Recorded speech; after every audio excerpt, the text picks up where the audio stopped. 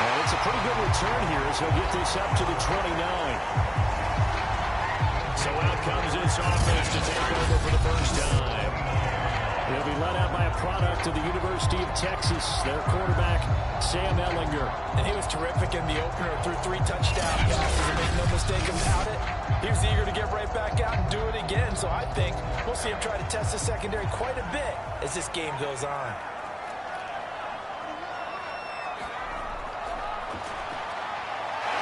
Fights him off. These are his numbers from last week's contest. 17 carries, 79 yards. That's a good start to the season. They got the win, and they were able to establish a good running game. Nothing that just blew people away, but a nice solid base to get things started, and they expect that to get tuned up and get better as the season moves on. From the 35 on second down, Ehlinger, and he slips up past the 45 before being tackled.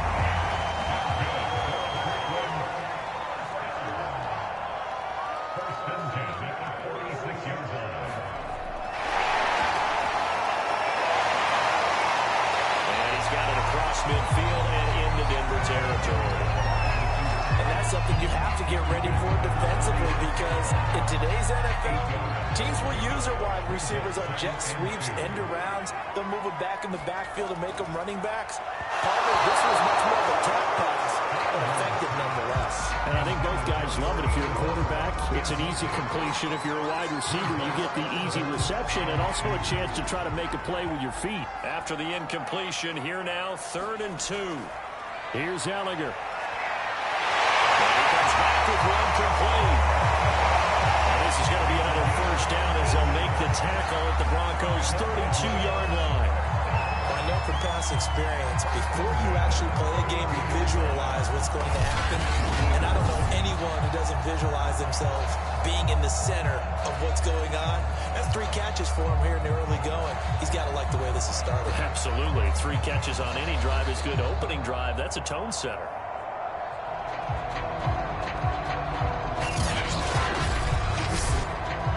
From the 32 now, here's 1st and 10. From the gun, they'll try to run it. It's a 6-yard gain on the ground, and that'll make it 2nd and 4.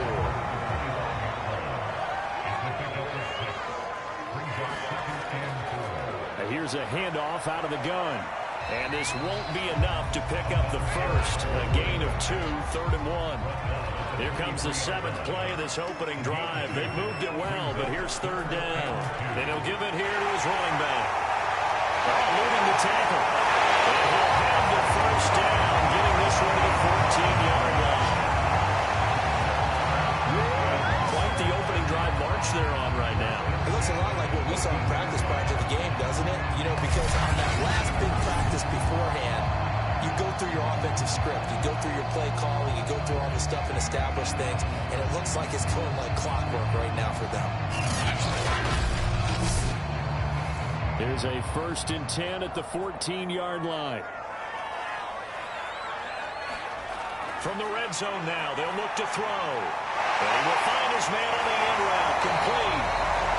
And he couldn't quite get there. Tackled down at the 1. A terrific opening drive has them knocking on the door, 1st and goal. And he will score. It's a touchdown. A great play there. His 2nd touchdown on the season. And the Barons drive it right down the field to score on their opening drive. A long opening drive and a very successful opening drive. We call that methodical, I guess, when it takes that many plays. Methodical and almost like a boxing match where you're hitting them with body blows. They can withstand them here. Look, they gave up the touchdown, but you don't feel like a knockout is there. But they keep doing that in the 4th quarter. That's when the knockout occurs. It becomes tough for that defense if they're on the field that long. We'll see if they can continue that in future drives.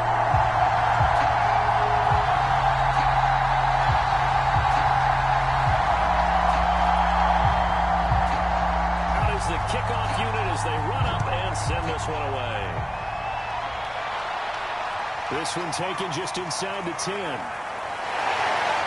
And they'll start this drive just across the 30. Pretty nice work on the return. So now here are the Broncos for their first drive of the game. And we get a glance here at their leader, the man who will be calling the plays under center.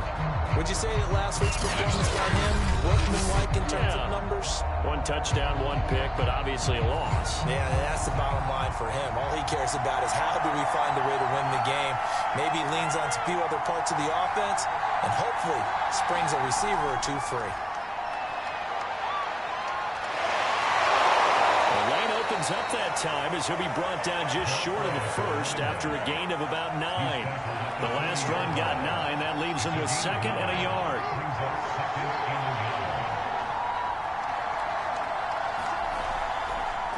And they'll run on the inside handoff. I know what you're thinking out there. I know a lot of people thinking, take a shot downfield. It's a great spot for it. I'd say maybe later in the game, definitely in the second half. But right now, I think they were just trying to get some momentum built. Get a first down, pick it up, and keep moving. And he'll power his way forward for about 4 yards there on the first down carry. This defense, Charles, really played well in that win a week ago. It was a little bit enlightening talking with the defensive coordinator about their performance last week because the feeling was that it was a good, solid performance.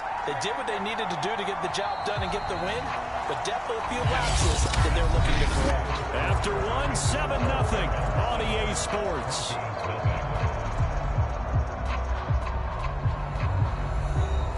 Six yards left on second down.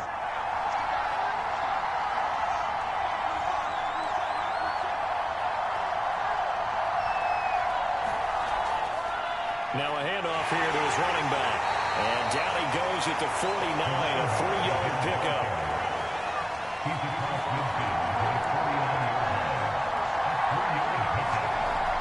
Off play action. Pearson. He's going to let this go for the end zone. And that is caught. Touchdown, Denver. A big play there. His first touchdown of the new season. And the Broncos are an extra point away from tying the football game. So on 3rd and medium, they dial up the pass, and it works to hit the end zone. And it's really not a surprise to me. That's a throwing down in the NFL because of how tough it is to run the football. But what offense is like, run formation.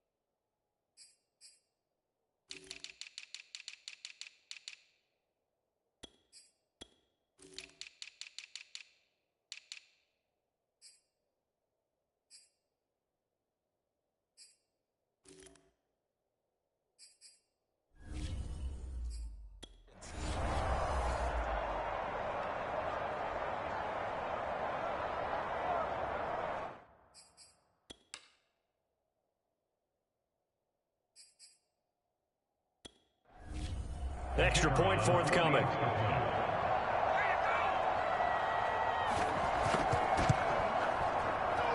It's up and good, and we're tied at 7 here in quarter number 2. The drive summary that time, 5 plays. And it ends with a Denver touchdown. Each team's had it. Each team has scored. 7-7 here as the kick's away. And here comes Diggs.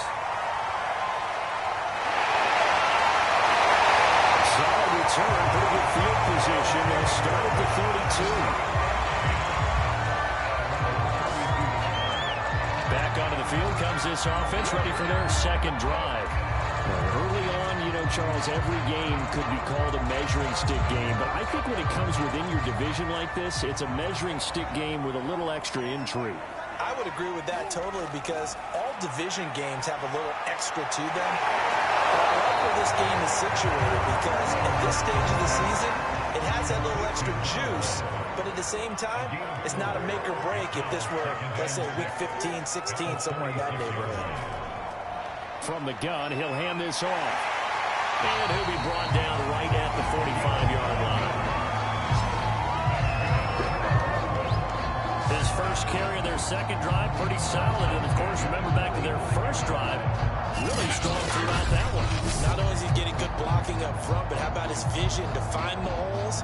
And he's seeing things before they even open and hurdling through them. They show run with 3 tight ends here on first down.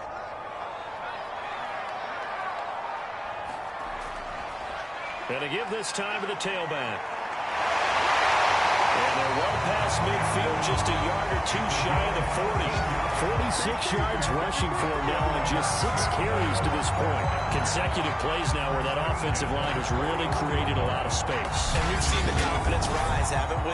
It borders on arrogance now, and that's that good arrogance, believing you can run the football whenever you get good and ready.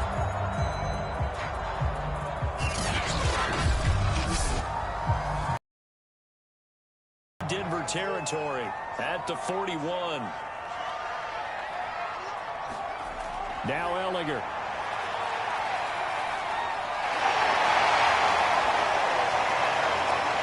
Toward the sideline, and look at that catch. Dragging the toes, and that's going to be a first down. Well done. Well, coaches always talk about finding balance on offense. I think you get much more balance than this. Big-time run, big-time pass. A 1-2 combination. Looked pretty good. How about that? Let's see if they can continue to take that kind of a punch, though.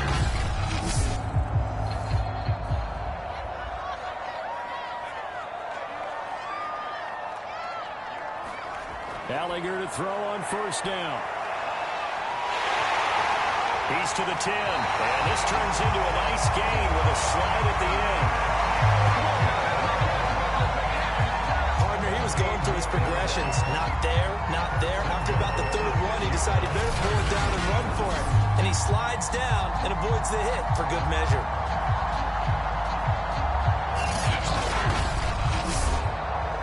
Two big plays in succession. Not sure this D knows what hit him, but now they got to get ready. It's 1st and goal. Ellinger to throw. To the goal line, but it's incomplete. They come up here with another shot from the 6-yard line, and it's 2nd and goal now. And he'll give it here to his running back. And he's going to get him about 3 yards closer. He's down to about the 2. This defense hasn't let him in yet. They'll need to stiffen here. 3rd and goal from the 2. And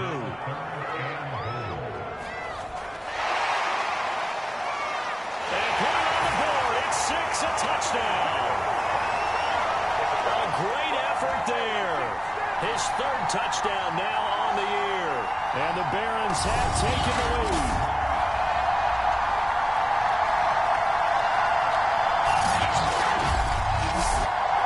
Now the extra point.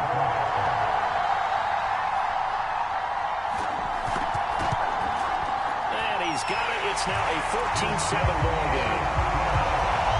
So that drive in total 8 plays.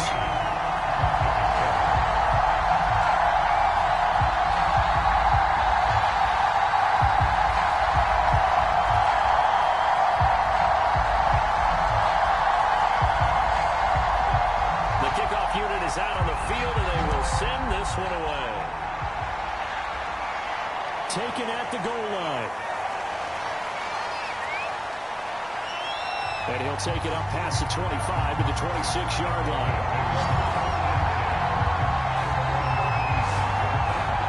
So now the 2nd drive offensively coming up for the Denver Broncos.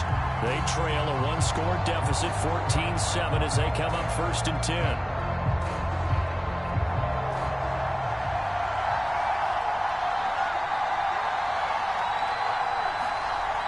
Throwing to start the drive. Pearson. Throwing the out route incomplete. That's Hammond. And he'll be out of bounds, but able to get it up past the 45. That's a pretty throw right there. That ball's in the air a long time, but it's right on the money on the right sideline. A really good route. Moving the defenders towards the middle of the field before breaking to the sideline. What a completion there. Big-time arm strength. Very nice route. A big hitter to start the drive has him up near midfield here for 1st and 10. Looking to throw. Pearson. Throwing the out route incomplete. It's Hammond. And he's going to be out of bounds, but not before he takes it inside the 40. Well, they brought the pressure, and that meant man coverage behind him, so he's still able to complete the pass. Even as he took the hit, and that's what you have to do, because I was just talking with a coach the other day, and he said, look, it's not always going to be pretty back there. You're going to have to give me completions, even when you're taking some hits. Sometimes you have to be your own blitz control, for lack of a better term. Got to make completions, step up, and make those throws, and he did that. And this has been a nice answer to the touchdown drive against them a few minutes ago, because they've come out and reestablished the tempo. A nice throw there, and they're putting together a very strong drive as a response.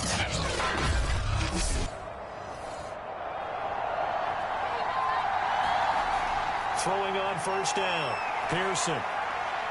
Got his man complete over the middle. That's Hammond. And all the way down inside the 5 to the 4. Boy, how about the speed with which this offense can get down the field? It's taken them no time at all to get down here, and now they're set up for the 1st and goal.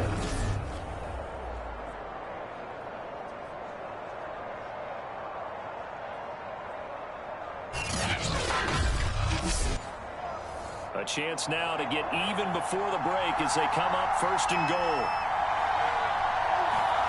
Back to throw. Pearson. And he's got it. Now the Broncos are going to call the first of their timeouts as they get the stoppage with a little over 50 seconds to go in the 1st half. 2nd and goal from the 1.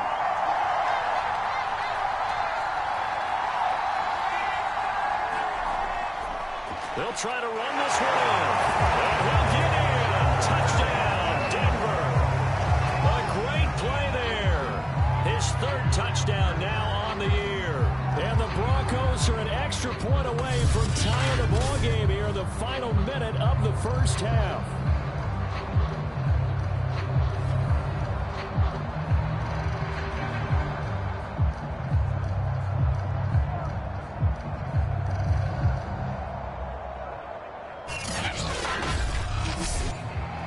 Point after try forthcoming.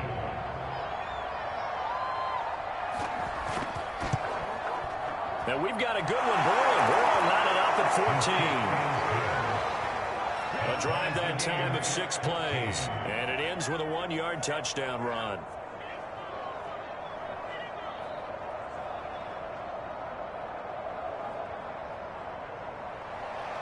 This one tied at 14 now as he sends this one away. And here comes Diggs. And good starting field position. He'll get this one all the way up to about the 35-yard line. Back out comes this offense now late in this 1st half. And we'll see what they want to do. 45 seconds is all that remains until the break. Good starting field position for them as they come up 1st and 10 at their 35-yard line. From the gun, here's Ellinger. Firing quickly here, and that's complete. And he'll have it past midfield almost to the 40 before being taken down.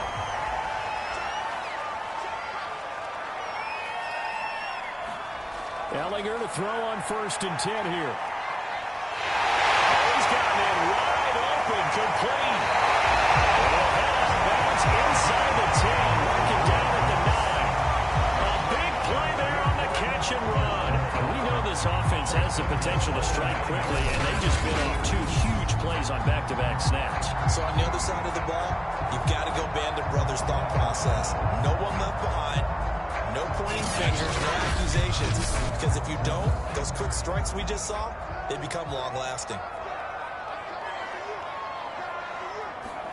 To throw is Ellinger. And this is going to be intercepted. Good positioning, and it's picked off. And the Broncos are going to get the football here as the ball will come out to the 20. So, yes, it's something we didn't see at all from this offense in the victory last week. That's a turnover. They didn't have any, but giving the ball away here in the opening quarter. I love the surprise in your voice because it's exactly what you stated. Didn't see it last week, but it's a key to their win. And it'll be a key to this game as well, protecting the football. Didn't get it done there. A little under 30 seconds to go. We'll see how they play it here on 1st and 10. Throwing to start the drive. Pearson. Throwing the out route incomplete. It's Hammond. And past the 40 before he's out of bounds. Right after the turnover, they come out throwing. And that means it's a sudden change situation. We used to practice it on defense. Sudden change, get out there, stop the offense. But you typically run out there a little bit unsettled. I think that's why he came right out throwing the football, hoping to catch him off balance. And he did. One play has him up past the 40 already, and another 1st and 10. Looking to throw. Pearson. Gets around him. And they'll work this down to the 40-yard line. Tackled there. Now the Broncos going to use the second of their timeouts as they'll stop it with 17 seconds to go in this first half of action.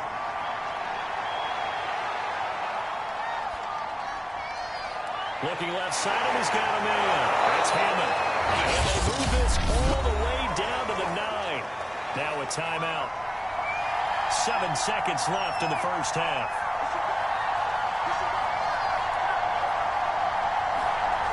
Now a play fake here on 1st down.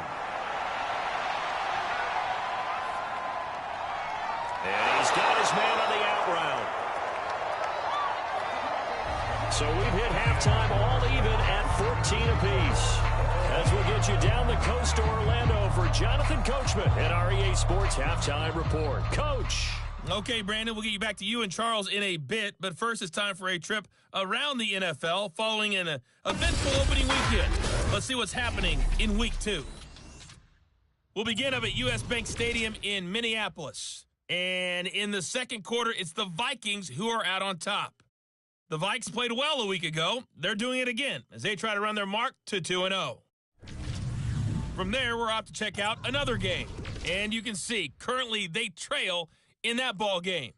The Bisons already 1-0, trying to make it 2 straight as they lead on the road. Lastly, let's get out to Jacksonville. See what's happening with the Jaguars at TIAA Bank Field. In that game, level, as they take on the visiting Indianapolis Colts.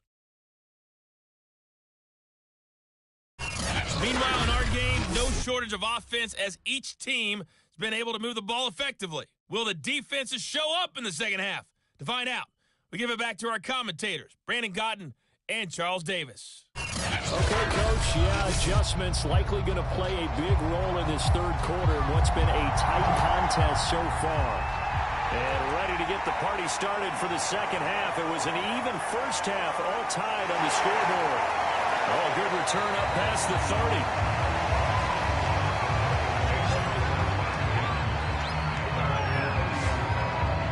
Here comes the Broncos offensive unit here as they'll have it first to begin this third quarter. It's a tie football game here. What do you think, Charles, the message was at halftime? Well, I think that they probably just looked at things and said, we're fortunate that this is a tie game. No need to panic, no need to change a whole lot. We didn't play anything close to our best in the first half, so we don't have to go out and win one for the Gipper. Let's just go out and play our best football and win one for us. And he'll power his way forward for about 4 yards there on the first down carry. The run got 4. Now they deal with a 2nd and 6.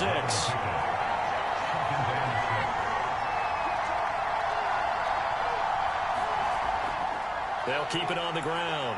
It's Watkins. Breaks through the contact. And he'll be taken down, but not before they work it across midfield. 44 yards now on the ground on just 7 carries. Sometimes it's hard to believe, but There are times this game is about patience, isn't it? Has had the game he expected, but that run there, that may get him going. I was just going to say, maybe that gives him a little juice, because you're right, he struggled, especially in that first half. Yeah, and I know the great ones always think to themselves, just hang in there. I'm just one big carry away from busting this open. That's a good start for him.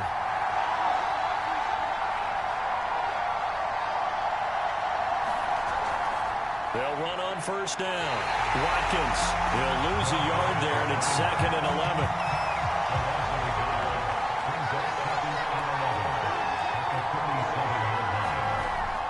Off the play fake. Pearson.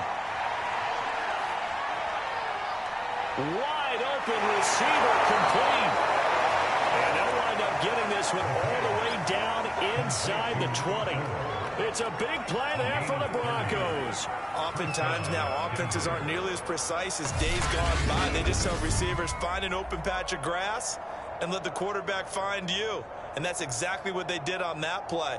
First with the pass through the air, nice chunk of yardage there, and then additional pickup with his legs after the catch.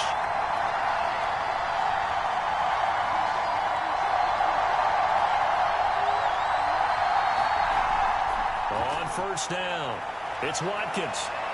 And he'll take it into the end zone for a Denver score. A great effort there. With his 2nd touchdown of the game, 4th of the year. And the Broncos have taken the lead as they go right down the field and score on the opening drive of the second half.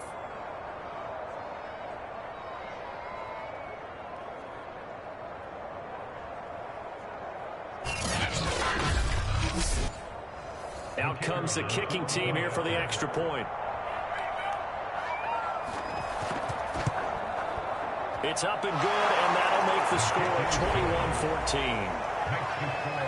21-14. So that drive spanned 5 plays, and it was all finished off by the 17-yard touchdown run. Set now to kick this one away, and off it goes. But here comes Diggs.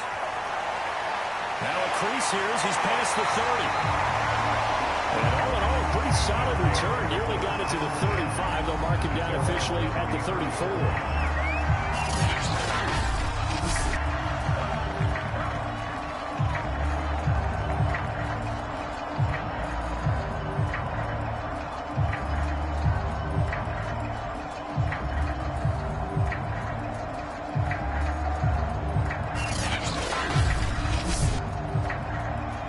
Offense now at the line, ready for their next drive. And they had a nice little drive going last time. Threw the interception in the red zone. Costly. Bad enough to throw it anywhere, but that drives coaches insane when they're thinking about, hey, we got a shot at points already. We're already in a spot where you're thinking you got 3 on the board for sure, and to come away with nothing, that's a really tough one for them to swallow. Yeah, will they make up for it? Now that's the way you want to start a drive. Talk about a tone setter as well as a playbook opener. Now if you want to take a big shot over the top, you're in position to do so. On 1st and 10, here's Ellinger. He finds his man, complete. It's Watts. And he's going to get this down to the 35-yard line. Couple of first downs right in succession, and this is an offense that can really use a good drive. And they're off to a fast start here.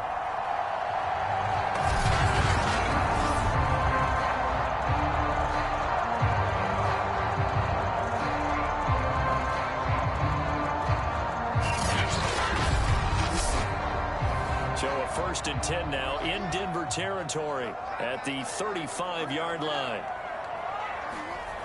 They'll set up to throw. Quick hitter here, it's complete. And they'll get this one to about the 20-yard line. Well, that's always a good place to throw it just because he's one of the biggest targets not only on this team but in the National Football League.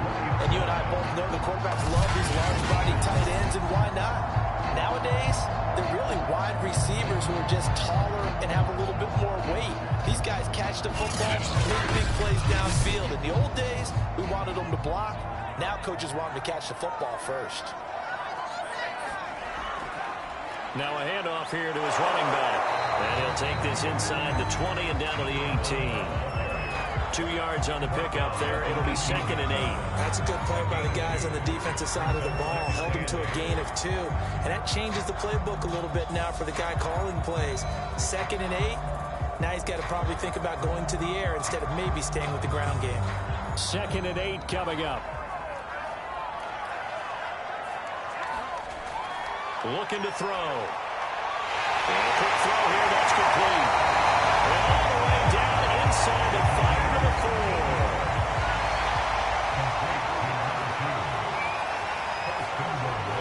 They'll try and run for it on 1st and goal. Press this one forward as they stop it right around the 1. We've played 3 quarters. We'll return with more after this. You're watching the NFL on EA Sports. Another shot from the 1 on 2nd and goal. They'll try again. And he'll take it into the end zone for a touchdown. Taking it in from a yard out. And the Barons are an extra point away from tying this game here in the 4th. We are set up for a fantastic finish now. A 4th quarter touchdown here. We're an extra point away from a tie football game. And I know they're thinking about possibly going for 2, but I'd go ahead and kick this one and just get it back to level.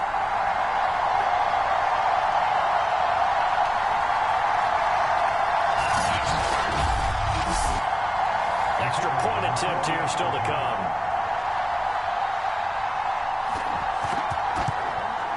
And an important one that is, as we are tied now early in this 4th quarter.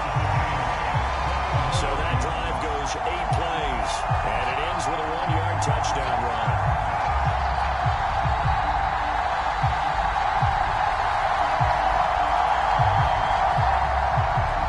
A couple of teams locked into a good one here. 21 all the score as the kick's away. This one taken just inside the 10. And they'll start this drive just across the 30. Pretty nice work on the return. Denver's offense now set to go. Well, they just gave up the score to tie it. That's the bad news. The good news, plenty of time in this 4th quarter to try to grab that lead back. Line of scrimmage, the 31 now on 1st and 10.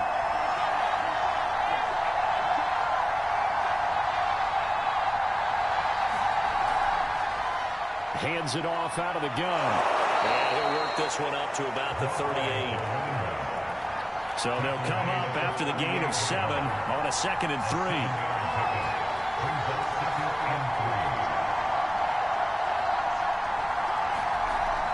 They'll keep it on the ground. It's Watkins. And this won't be enough to pick up the first. A gain of 2, 3rd and 1.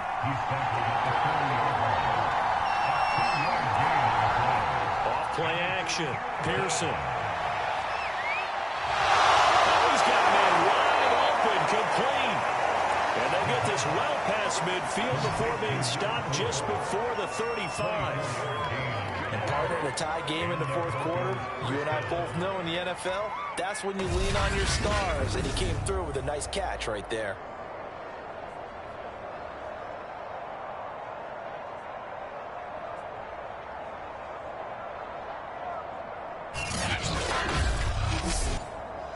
So on the other side of the field now, it's 1st and 10 as they've got things rolling on this drive.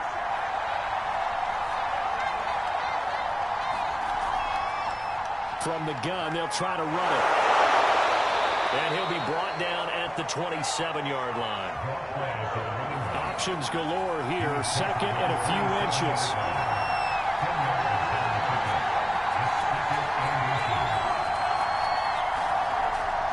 They'll keep it on the ground. Watkins. Sometimes I get almost mesmerized watching these runners who have great vision. You know, those eyes that carry their feet to open spaces, make people miss. I just love watching those guys go to work. They'll run on 1st down. It's Watkins. And down inside the 15, shy of the 10. 95 yards rushing for him now as he has been tremendous all day long. Another carry for their leader and a good one. It's crunch time. They'll need him to continue to be productive in both the run and passing game in order for them to try and snatch a victory.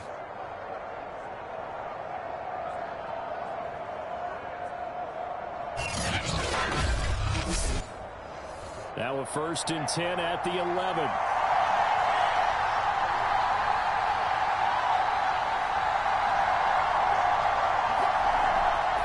And to give this time to the tailback.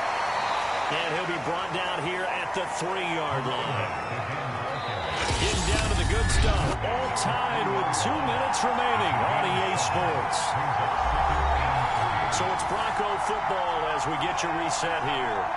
They face a 2nd down, but they are in field goal range. And this is caught for a Bronco touchdown. A great play there. With 2 touchdowns on the season, both in this game. And the Broncos answer back with a touchdown of their own to break our tie and take the lead here in the 4th. Hey, that score deserves our respect, deserves our excitement.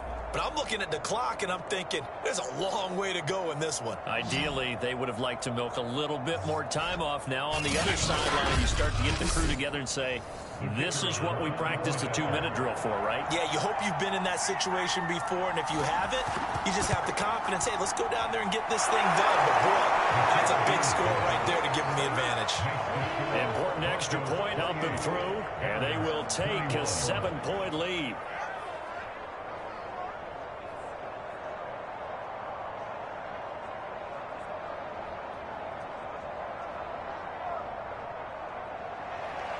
The kickoff team on the field now as they will send this one away. And here comes a return from just beyond the goal line. A solid return, pretty good field position. They'll start at the 32. The situation for them offensively as follows. Down by 7, and time a huge factor. They need a touchdown to the PAT to tie it as they come up 1st and 10. He's back to throw. This is Donnell with the grab. Will go down as a gain of 6, and that'll make this a 2nd down. He finds his man complete. That's Watts. And he gets this one to midfield before he's brought down. He'll look to throw. He finds his man complete. It's Watts. And he's got this to the 30 before being taken down. Over the middle complete. That's Watts. And they will eventually get him down, but he's inside the 5 all the way to the 3. And now we won't see a play on 1st down. We're going to get a timeout instead as they get it right at the 32nd mark of this 4th quarter. Back to throw. And yes, he's into the end zone. So they get the late score they needed. And now the extra point can tie this thing up in the final minute. And while it appears the heavy lifting was accomplished by scoring the touchdown, they're still down 1. That extra point is not a gimme.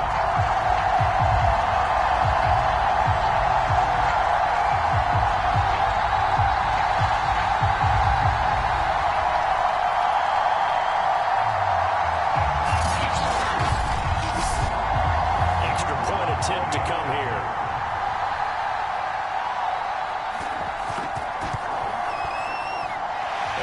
Sweat, he puts it through, and we are tied here in the 4th.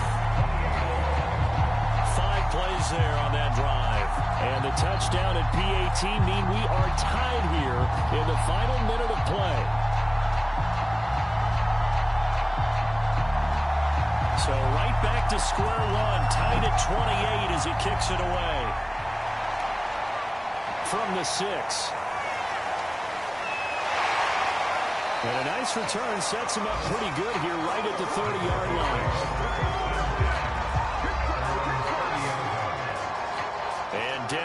getting set to take the field.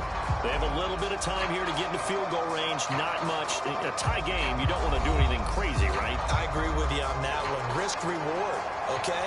If you go for it, what is the absolute reward on this? But the risk is probably greater. Run the clock out, get to overtime, and try and win it there. We'll see if they do just that. And he's going to have it first down, but he's tackled inbounds up near midfield.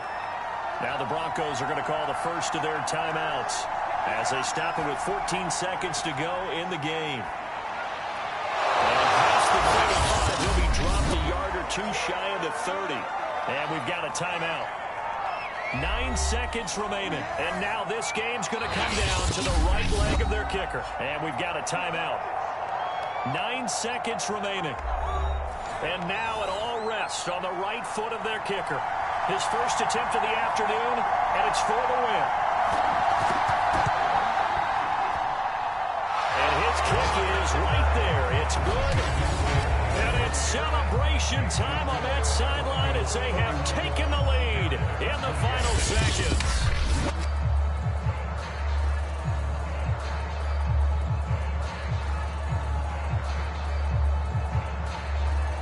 Well, he was a spectator for much of this game. This is his first field goal opportunity of the entire contest, but he's able to connect. Yeah, he had a pretty good seat to this one, didn't he?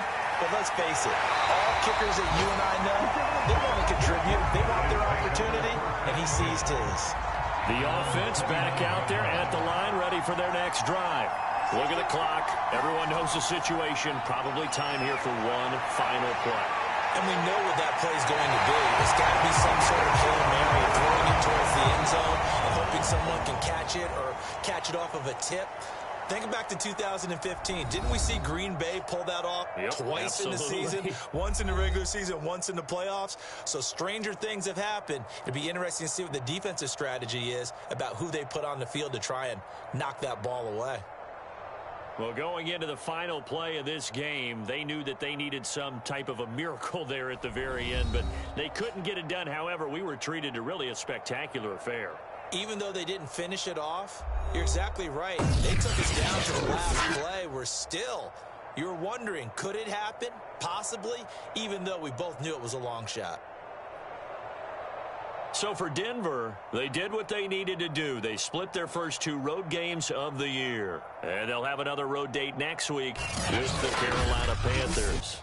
Meanwhile, for the home team here, they will fall to 1-1. And they'll be back home next week as they're set to take on the Cincinnati Bengals. So that'll do it for us. For Charles Davis and all our crew, I'm Brandon Gaudin. You've been watching the NFL on EA Sports. So long, everybody.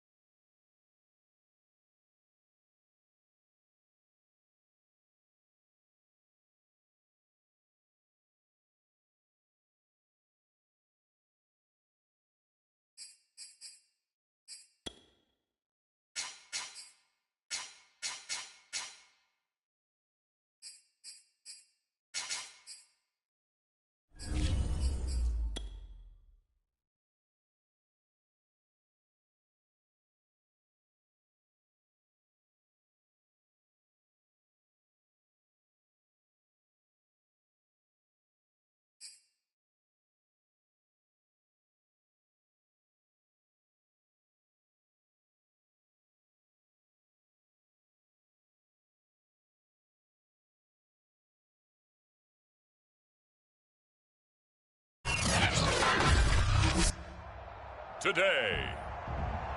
From Bank of America Stadium in Charlotte, North Carolina, it's Week 3 of the NFL on EA Sports.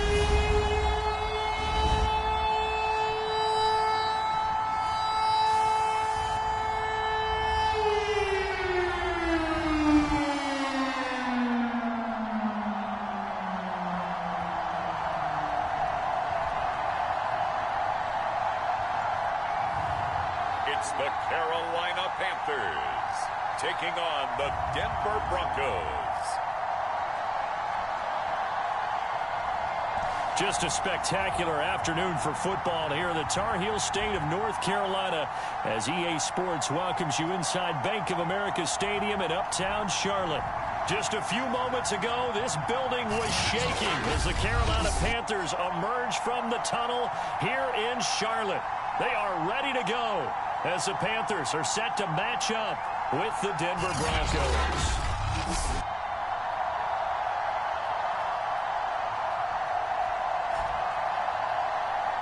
With Charles Davis, as always, I'm Brandon Gaudin. Charles, you talked about storylines in this one. I think it begins and ends with our two quarterbacks, certainly two of the best in the business. And nowadays...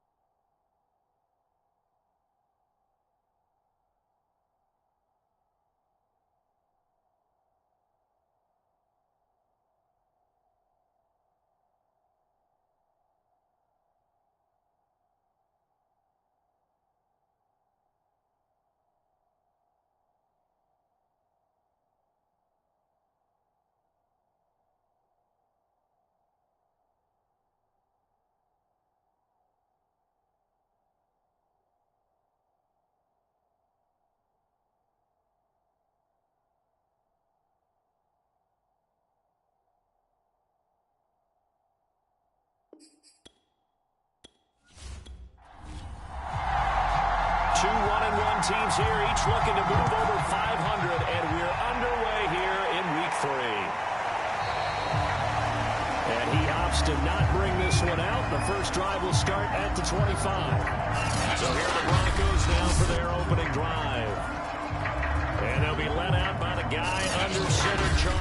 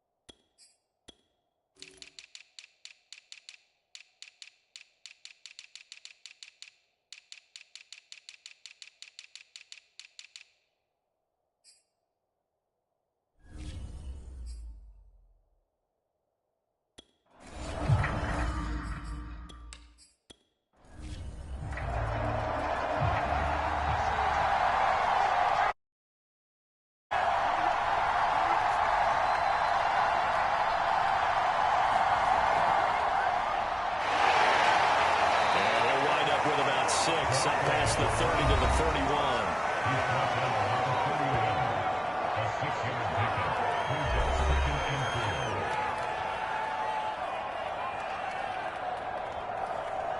They'll come up now 2nd and 4 from the 31.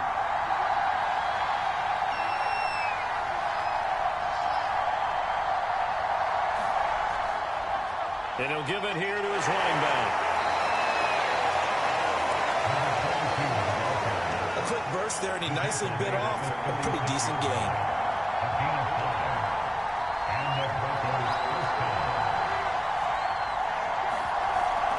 On first down, it's Watkins. And this defense not giving him anything there. Maybe a yard up to the 36. The run only got a yard. Here's 2nd and 9.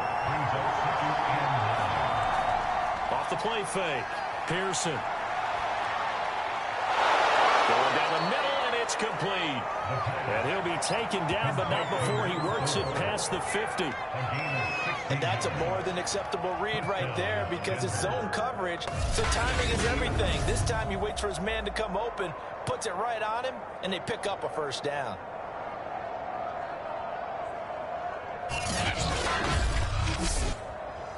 So from Panther territory now, it's 1st and 10 at the 48-yard line. And here's a handoff out of the gun. And he is tackled inside the 40, not quite to the 35. And that's the big fella's MO right there. Running through tackles, keeping the sticks moving forward. In this defense, if you don't bring 11 guys to the ball to try and get him on the ground, he's going to keep making runs like that. I feel the press box shaking every time he touches the rock.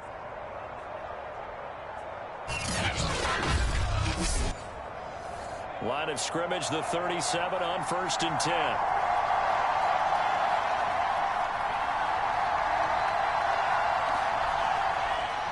And they'll run on the inside handoff. 5 yards is the tally on 1st down. That brings up 2nd and 5.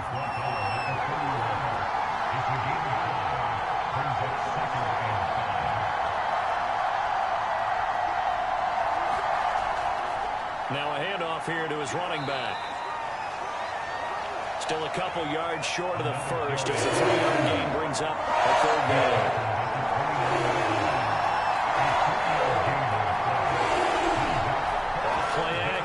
Pearson. And it will be incomplete. Certainly looked like someone was very confident in his ability to fit that one in. I would say he was overconfident because there wasn't a whole lot of separation there. Had that one covered pretty well downfield and knocked it away.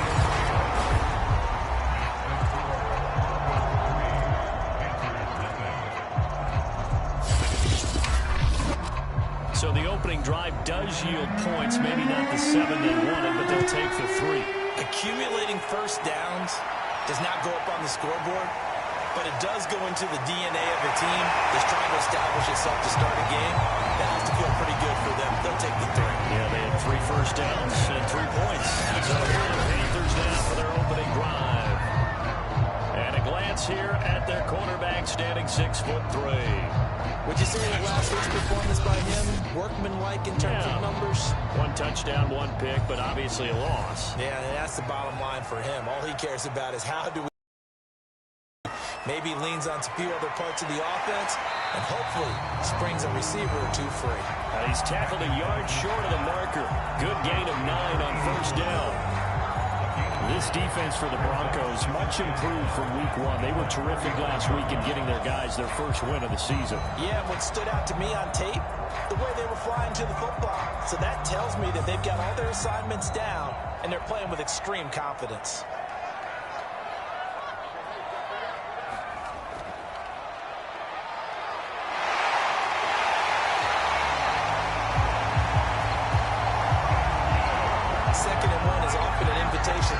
Shot downfield. I bet the offensive linemen said, are you kidding?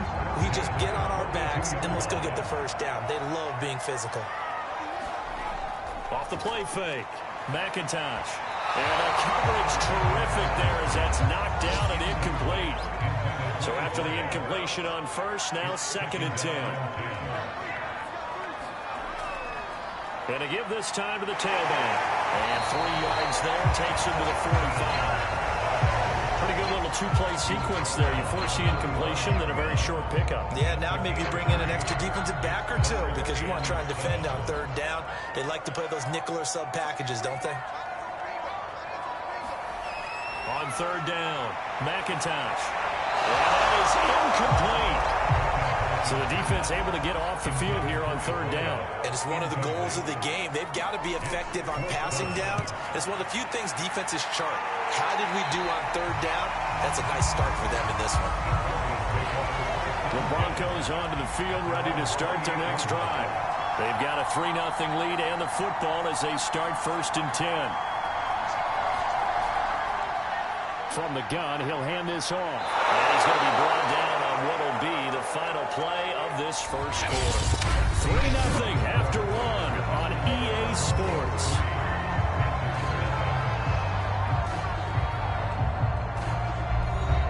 Eight yards the gain on that last run. Here's second and a couple.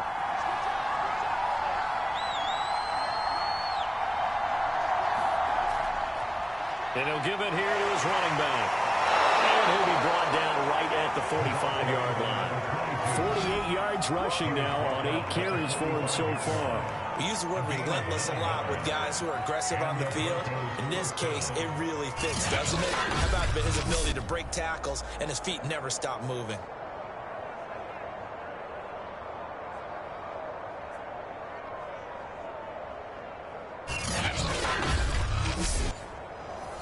Back-to-back good plays have him on the move on first down.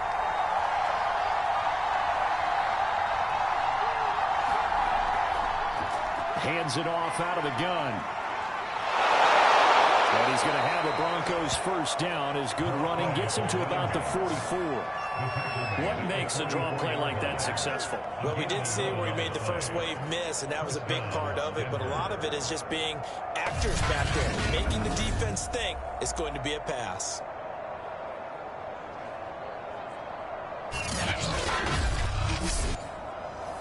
So from Panther territory now, it's 1st and 10 at the 44-yard line.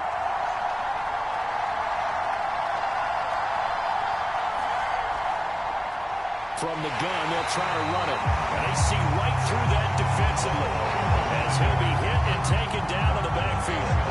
Officially, it's a 1-yard loss. That's going to bring up 2nd and 11. With his size, he's a tough man to bring down, but they do a nice job there stopping his progress and not allowing him to get back to the line of scrimmage.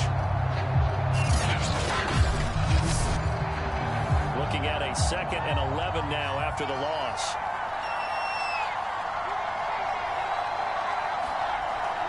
Off play action.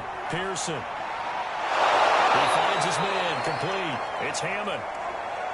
And they're going to have another first down as the tackle's made at the Panthers' 27-yard line. If you're going to blitz, likely going to leave you in man coverage with this guy, and that is less than ideal. It is, because just about any offense that has an elite receiver, if you blitz and have him in man coverage, you're going to him, even if he has an elite defender on him, because he usually knows where the ball is before the defender does. They had to settle for 3 last drive, hoping this second go-around ends in 6. In good position, 1st and 10. Dances by at the 20. This will be stopped about 2 yards shy of the marker. 8-yard gain, 2nd and 2.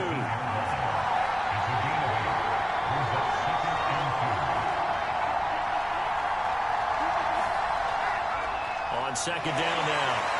It's Watkins, and he'll take it down here just shy of the 15 at the 16-yard line. So the ball down to the 16 here for 1st and 10.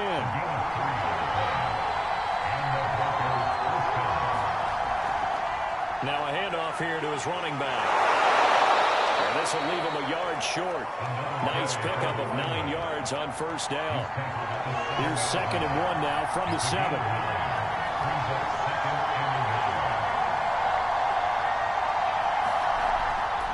Going to give this time to the tailback. And he will fight his way into the end zone for a Bronco touchdown. A great effort there. His 5th touchdown now on the year. And the Broncos push further out in front.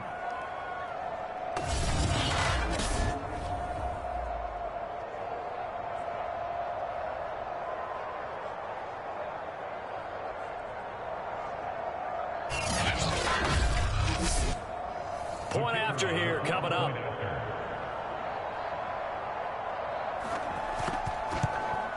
It's up and good, and that'll increase their lead to 10-zip. A good drive that time as they go 9 plays in all. And in the end, it's capped off by a 7-yard run. Out is the kickoff unit as they run up and send this one away. Taking it about the 1.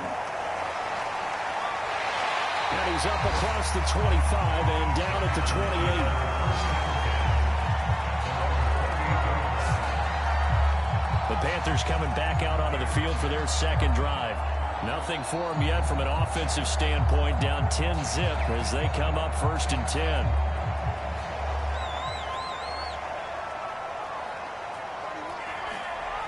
Throwing to start the drive. McIntosh. And that throw behind his man. He missed him. Incomplete. And 2nd and 10. He'll look to throw again. This one complete to Coleman.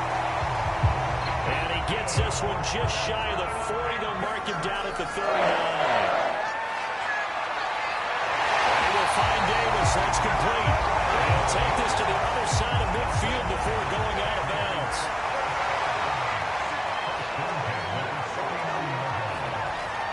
On 1st down, McIntosh. It's complete. He dials up Davis once more. And he gets it inside the 35 and just shy of the 30. That certainly has to feel good. It's not all the time that the play caller should get all the credit. Sometimes I think in the huddle, the quarterback just says, hey, who's going to make a play for me? I just need something right here. And the end result there, nice 1st down. Drive keeps moving.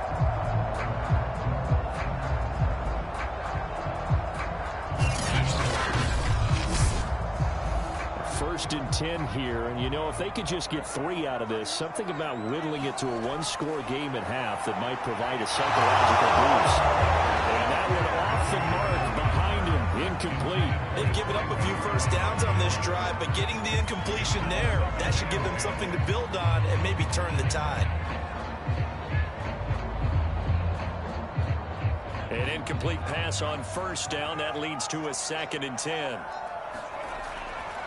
Back to throw. McIntosh. That's brought in by Davis over the middle. Now the Panthers going to use the 1st of their timeouts as they stop it with just over a minute to go before halftime.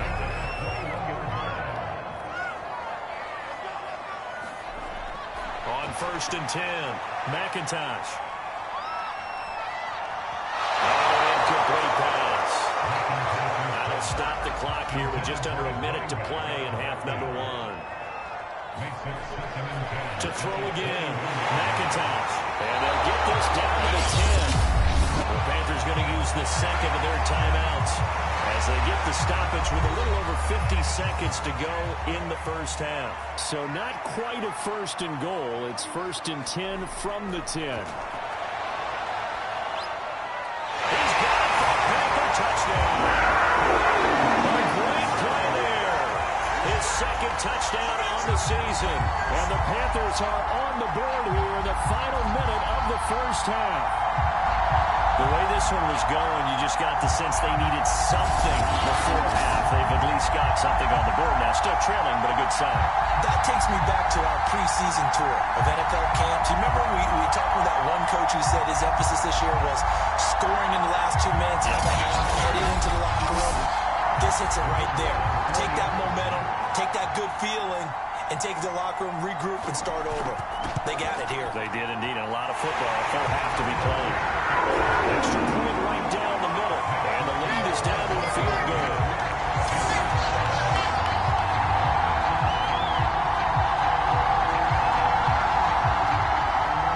The kickoff unit is out on the field, and they will send this one away. From the 6. A dangerous return man showing it here. And all in all, a pretty solid return. Nearly got it to the 35. They'll mark him down officially at the 34. Getting set to go again as we look at the back, heading onto the field again. He's in his own 2nd quarter, already closing in on a 100-yard game. And that's the magic number for a running back. Anytime you get to that triple digits, that's all you're looking for. But he's got a chance to really exceed that in this one. Yeah, he does. That's been the gold standard for a long time, hasn't it, that 100-yard mark? It really has, and that never has to shift because it's in a game. It's a 1,000-yard mark. I'm wondering, since we've gone from 12 to 14 to 16 games, maybe we need to up that a little.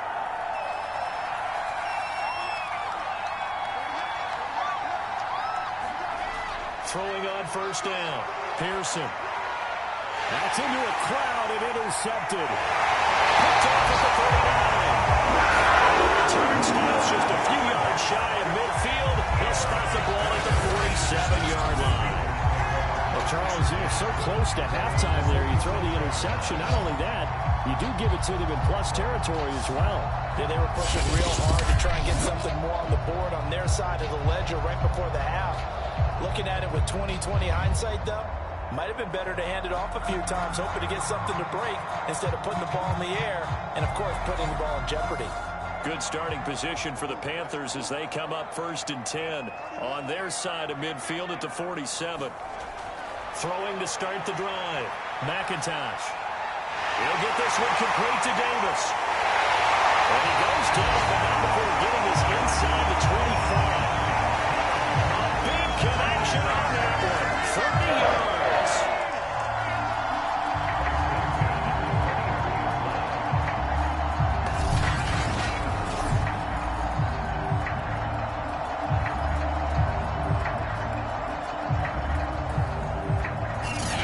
Now a timeout signaled for, and they'll get it with 10 seconds to go before halftime.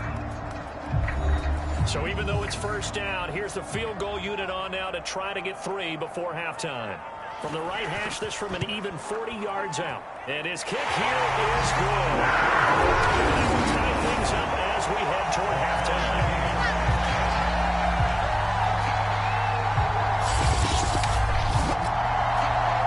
So as it turns out, a 2-play drive resulting in the field goal. All level now at 10 apiece as the kick's away. So the turnover leads to points as they add 3 there. Yeah, what a sequence there and a nice win for them. They force the interception, put together a little drive, and then come away with 3 points. Nothing to it, partner. Just do it. A final shot before break. Pearson looking left side, and it's complete. And they bring him to the ground just shy of midfield. So thanks to the late field goal, we are all tied up heading to intermission. As we'll send you down the coast now to Orlando, that's where we find Jonathan Coachman ready with our EA Sports Halftime Report. Coach. All right, Brandon, thanks. And welcome in everybody to our EA Sports Halftime Report. Time for a look around the NFL here in Week 3 of the new year. We'll start our tour in the entertainment capital of the world, Las Vegas, Nevada. And it's the Raiders out in front as they approach halftime. Jordan Love has thrown a touchdown pass. Next, we head off to check out another game. And they've got the lead in that ball game over the visiting 49ers. Trevor Lawrence with a couple of touchdown passes there. Lastly, let's check on one final game for you. And they were winners in that one over the visiting Cincinnati Bengals. Sam Ehlinger, a strong performance there, over 300 yards passing with 3 touchdowns in the victory. Meanwhile, in our game, it's been as tight as we expected, all tied through one half of play. For the call of the second half, let's get it back to Brandon Gaudin and Charles Davis. Okay, Coach, thanks as always. This one's still anyone's game as we welcome you back for quarter number 3. And ready to get the party started for the second half. It was an even first half, all tied on the scoreboard. And they'll start this drive just across the 30. Pretty nice work on the return. Out come the Panthers. They'll have it first on offense in the third quarter. We have not seen much on offense from either side. These last few drives, it has been a struggle, hasn't it? Totally, and you're thinking to yourself right now, if you're on offense trying to get things figured out, okay, we self-scout every week in our game plan. How many things do we do at certain times? What are our tendencies? Time to go to some of those tendency breakers and try and create some offense. They always have those in their back pocket, don't they? You have to, and if you don't keep abreast of what you're doing, you lock into a rhythm and make it easy for the opposition. Looking for tendency breakers right now. And he'll be taken down, but not before he gets into enemy territory. That's a fun one to watch right there. A nice in-breaking route and plenty of room in the middle of the field. And he was able to get behind the linebackers and grab the completion for a really good pickup. Back-to-back good plays have them on the move on first down.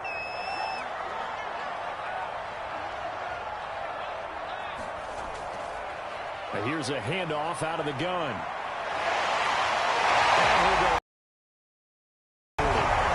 It's a 7-yard carry to set them up with a 2nd and 3. They've had a ton of success here so far, but you get the feeling that he might be on the verge of popping one. Yeah, even on that one, there was a little bit of a hole, but it closed there quickly at the end.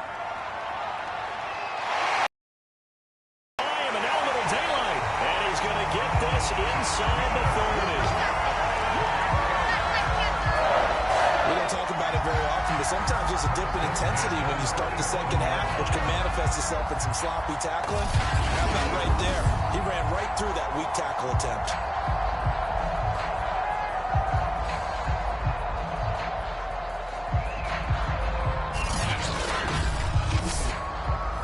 Inside 4 minutes to go, third quarter.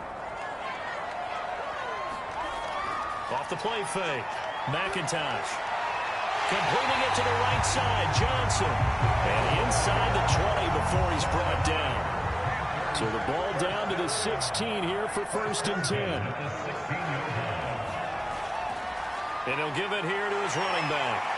And he's going to be brought down just shy of the 5 at the 6. 45 yards on the ground for him so far. Any explosive run, you can almost feel the ground shaking, and that's from the offensive linemen creating space for their runners.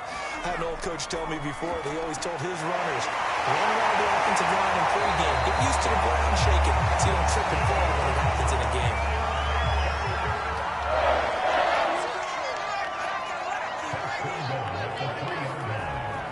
They'll try and run for it on 1st and goal.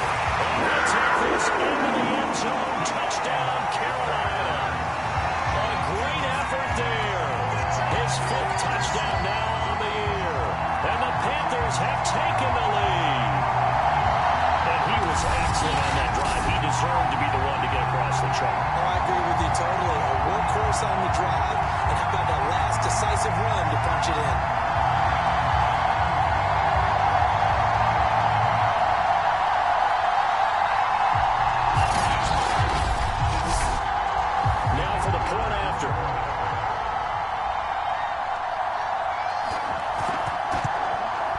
He's got it as they go up by a total of 17-10.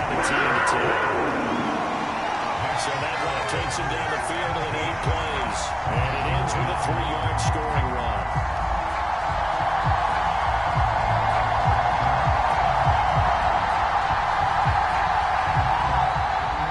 Set now to kick this one away, and off it goes.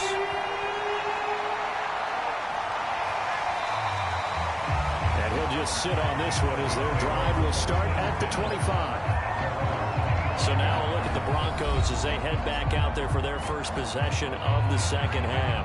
And this game was all square at halftime, but now they find themselves down 7 following the opening drive touchdown here in the third quarter. And they need to take a good, relaxing, deep breath, don't you think? Because right now they might start to feel like they've got to play catch-up here and start matching them point for point. But it's still too early to get there. They can still run their offense. Plenty of time to get back in this game. He's able to force his way through one man, but he can muster only about a yard on the play. Second down. Here's 2nd and 9, just a yard on that last run. Off play action. Pearson. And they get him down, but not before he takes it across the 40-yard line. Well, we can talk about it like it's just a basic route, but how about the timing on this one? Lined up on the right, runs a deep in route, and how about the throw? Right on the money. Bam! Puts it right in there and on his hands. Nice completion. Really good pickup.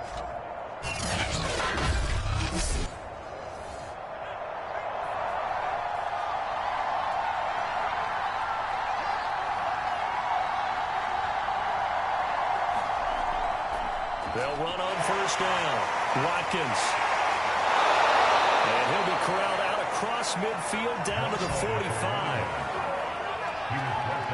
For a lot of guys playing this game, there's no better feeling than running right through a tackle. He's able to lower his center of gravity and turn his legs for a really nice pickup.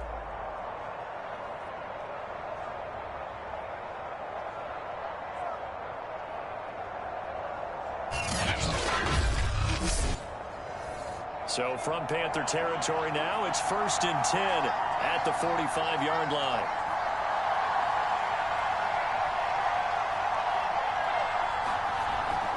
They'll keep it on the ground. It's Watkins. And he's got this down to the 35. Boy, where would these guys be without his performance on the ground? That puts him over 100 yards now for the afternoon, and I tell you, he seems to be getting stronger as the day goes along.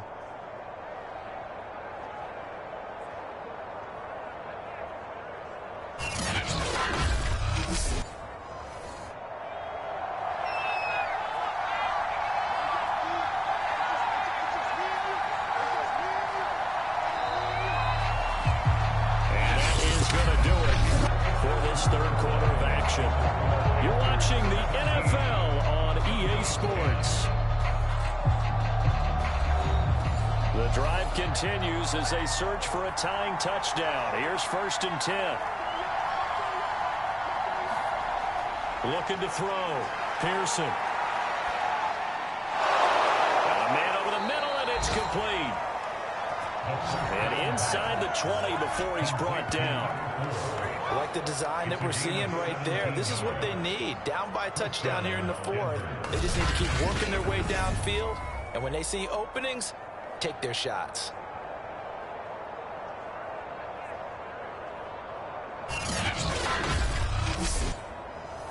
So from the 17 now, here's a 1st and 10.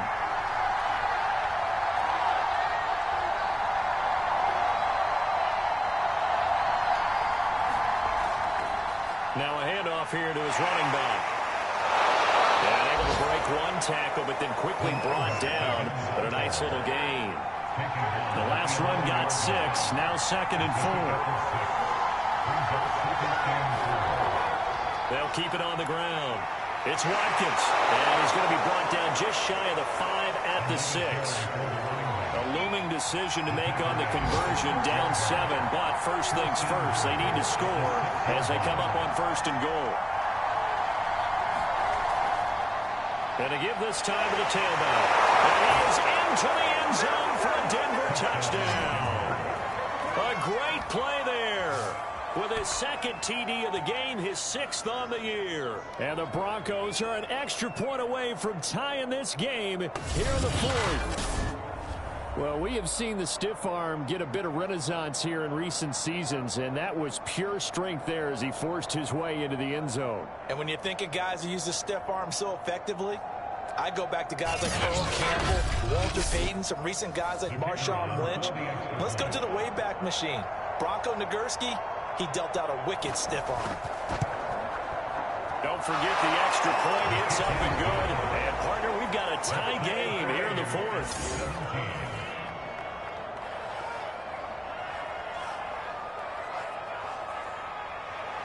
17-17 the score. All even to this point as the kick's away. And there will not be a return here. It's a touchback, and it'll come out to the 25-yard line. The possession of the football goes over to Carolina. And they're hoping to redo their efforts in the last drive when they got into the end zone. And just think of what it's like now on the sideline, because when you score a touchdown, you have to go over and look at the tablet and see what you did on the last drive. When you scored points, it's a whole lot better view than when you're trying to figure out how to fix things there. It's throw incomplete. So the incompletion, and now it's 2nd and 10, again from the 25-yard line. Back to throw. McIntosh. Now he'll dump it underneath to his running back, complete.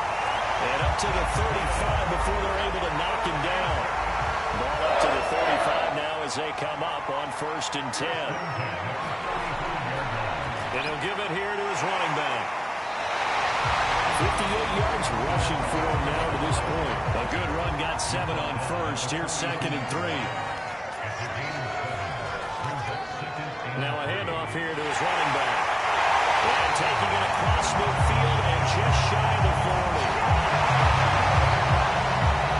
How many times do we say in this game that speed kills, and it does it in so many different ways? In this case, you've got a back who's quick and shifty, can make moves, make people miss, but also gets to and through a hole before it can close down.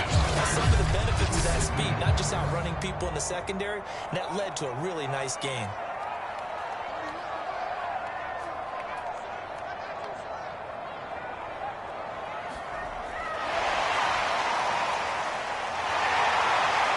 Going to get this down near the 30-yard line. Getting down to the good stuff. All tied with 2 minutes remaining on EA Sports. So it's Panther football as we welcome you back. They've got it 1st and 10 as they search for a go-ahead score. And they'll run on the inside handoff. And inside the 20 before he's brought down. They picked up a little bit of yardage there, and now, in this situation, should be in no hurry to run a play really fast. Let the clock wind down.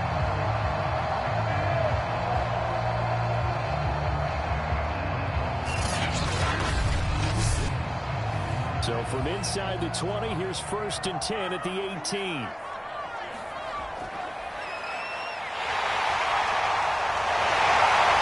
stopped a few yards shy of the goal line at the 3. Well, they had 60,000 thinking pass right there, including us in the booth. Yeah, no doubt about it. That was a big call, big guts on that one. And guess what? That run, it'll pay dividends.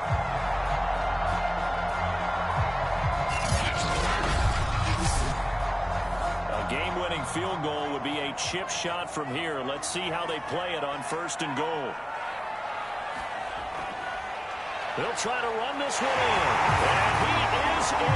Touchdown, Carolina. A great effort there. With his 2nd TD of the game, his 6th on the year.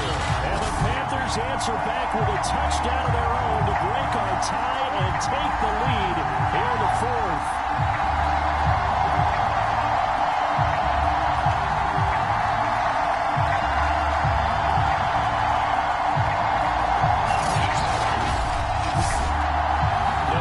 They'll kick the point after.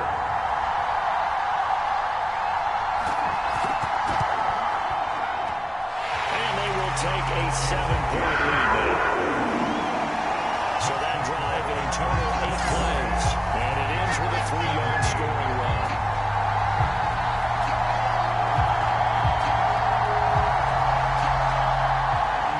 The kickoff team on the field now as they will send this one away. Takes it at the 7. Oh, good-looking return set up here. And a good effort on the return there. Gets him across the 30, up to the 33. So the Broncos now down on the scoreboard. 1:07 remaining. They've surrendered a double-digit lead, but can rescue themselves late as they come up on 1st down. Back to throw. He finds his man, complete. It's Hammond. And getting this just shy of midfield, they'll spot it at the 49. They'll look to throw. That's a nice job right there, partner, because they were able to work down the middle of the field, working in the seams, because I think defensively, they were guarding the sidelines, trying to keep them from getting out of bounds. They took what they gave them, and it was successful.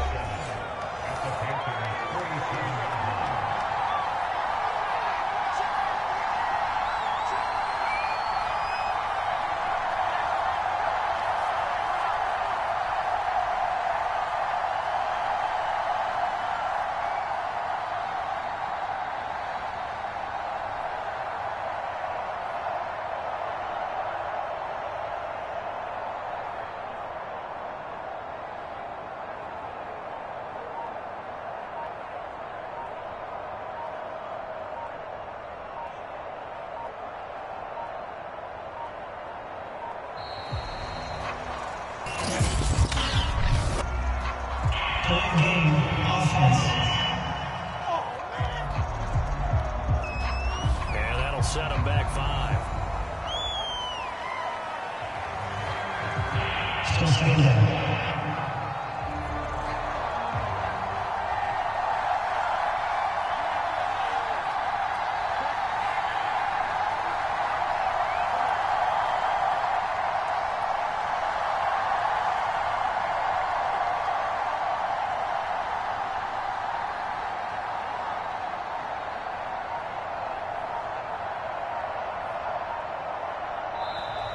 And boy, again, they won't get this off in time. Play game offense. And that'll be accepted, of course, and that moves them back 5. Still second down.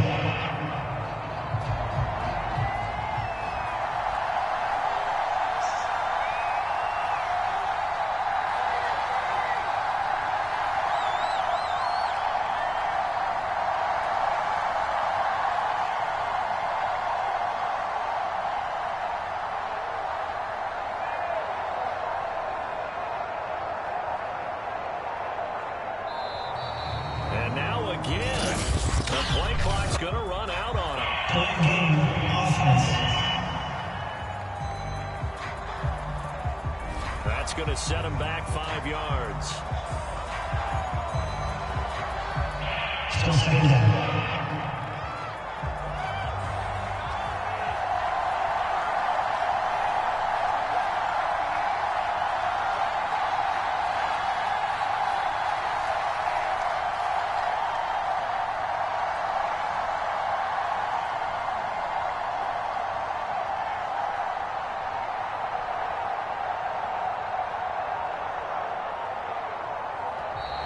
And boy, again, they won't get this off in time. Play game offense. So that'll back him up 5. Still second down.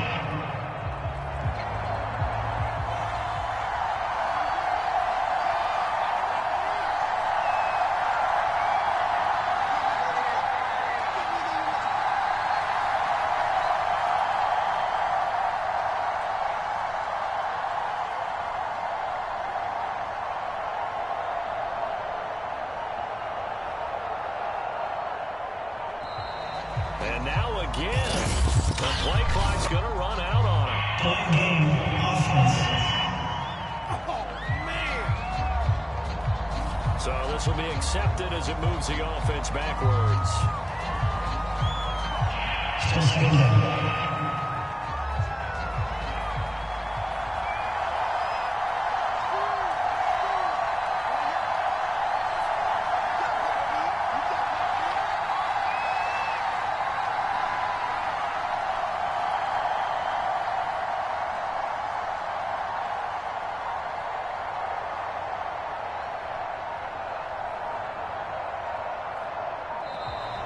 And boy, again, they won't get this off in time.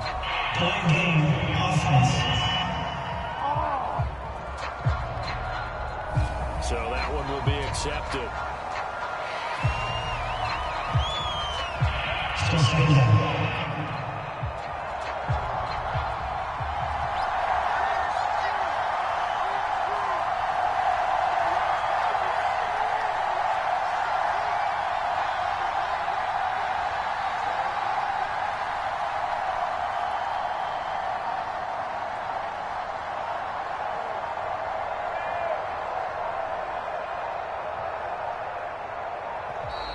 And now again, the play clock's going to run out on him. Play game offense.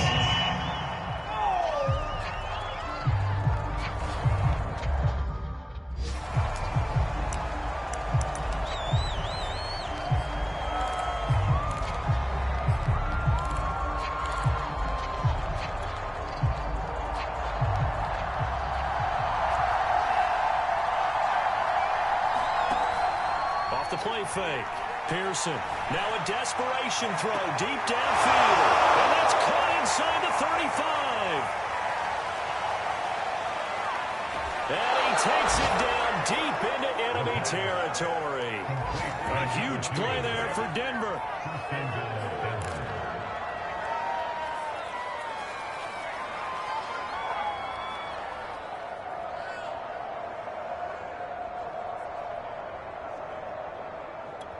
And now we'll get a timeout here. They're able to stop it with 1 second to go in this game.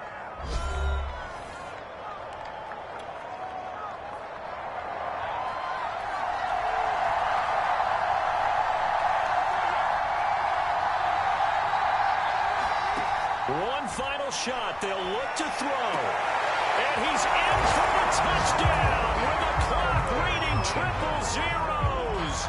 And the extra point, if they hit it, will send this thing to overtime. Brandon, we've seen this many times before. They've got the momentum. They just scored. Go for 2 and end this thing now. And now they're going to go for 2 and a possible win as this crowd rises to make things difficult.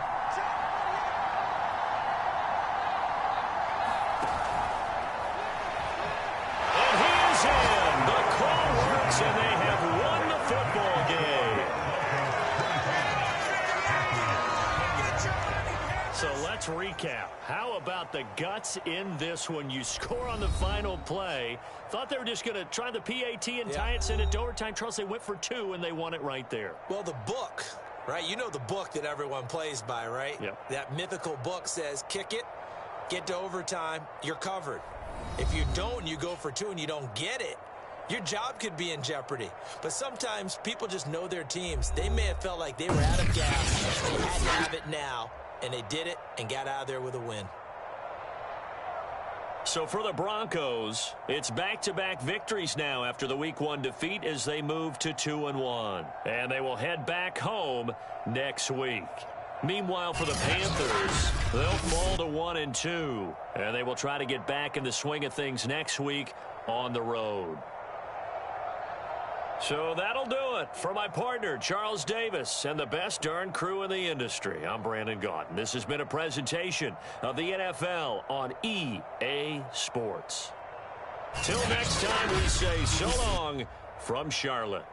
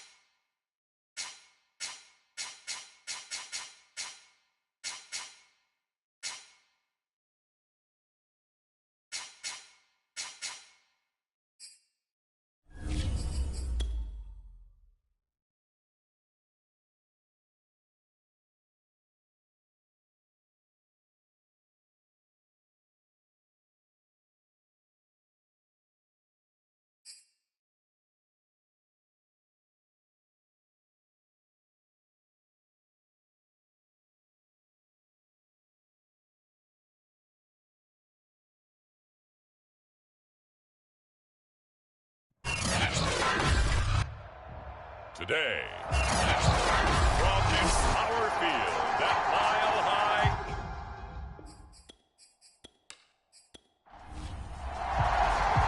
It's 3-0 versus 2-1. A good early season battle as we're underway in Week 4.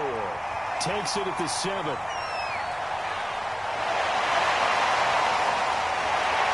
And they got to be pleased with this. He brings it all the way up to the 40-yard line.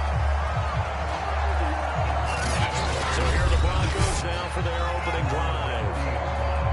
And out will come the leader of this offense, and that, of course, is their signal caller. It's a pretty bland game he had last time out. Ended up throwing one interception. Didn't have a touchdown to offset it. But the team found a way to win. He found a way to lean on other parts of the offense that carried them through. On first down, Pearson. Wide open receiver complete. And all the way home for the Broncos score. Big play there. His first touchdown on the year. And the Broncos have taken the early lead. Well, that's how they envisioned to get the football to start the game and score it. And I don't know if that was scripted. Was it an audible? Or was it just a play call that they had in their pocket? No matter what, they had the right call on against the right defense, and they end up in the end zone. A try here for the extra point.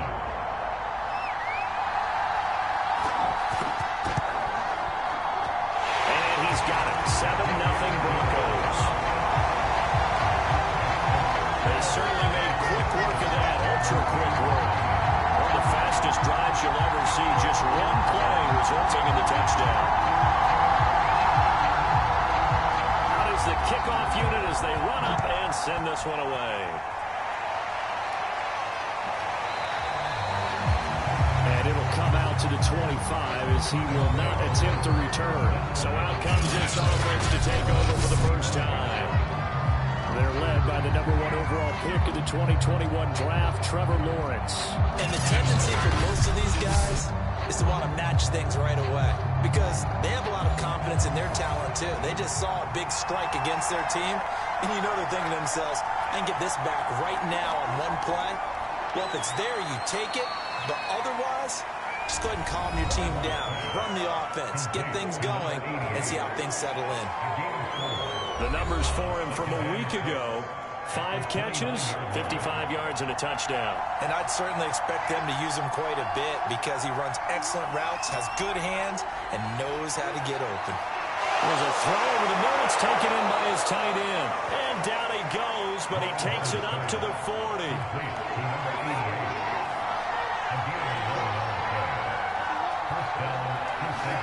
Now Lawrence on first down. Flush to his right. Oh, an absolutely filthy jerk. He's got some space now.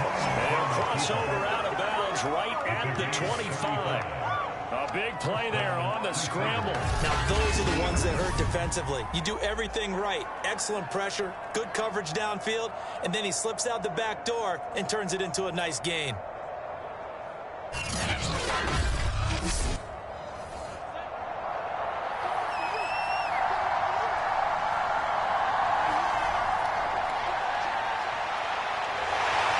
They'll be brought down at the 21 after a pickup of 4.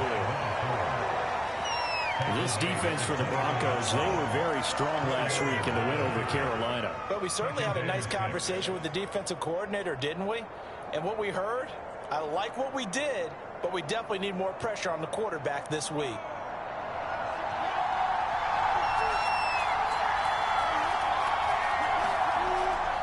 Now a give, right side. Oliver. And not much to speak of there. Maybe a yard down to the 20.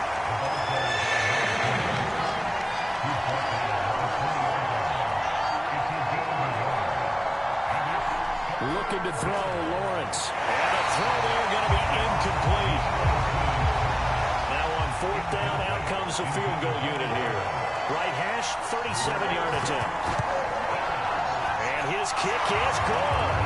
And they are on the board, but still trailing in 7-3.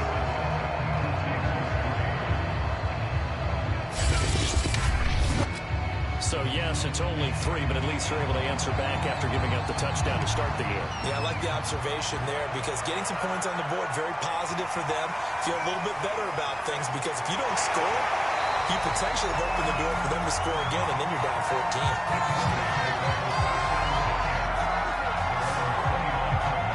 So now the second drive offensively coming up for the Denver Broncos.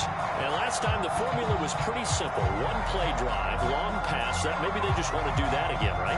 And that's exactly how you want to draw things up. Whether it's on your grease board, right, in your playbook, one play drives exactly what you want on offense. What they have to be careful of is not having a letdown. It was fairly easy last time. They can't expect that going forward. Leap it, he will make the catch.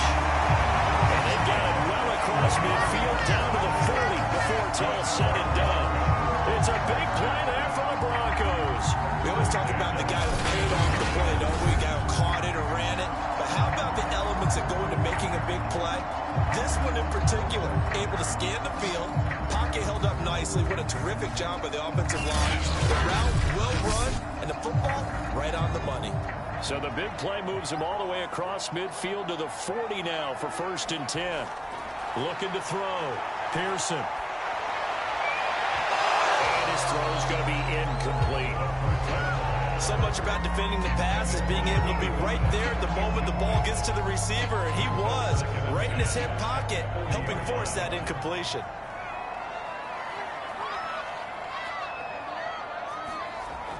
Back to the air on 2nd down. Pearson. And he will find his big tight end over the middle.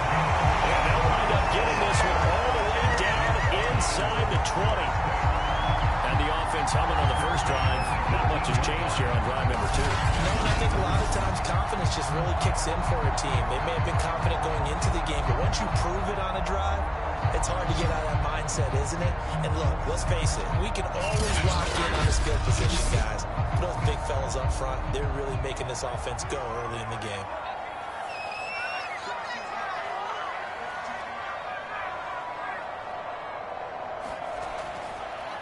On 1st down, Watkins.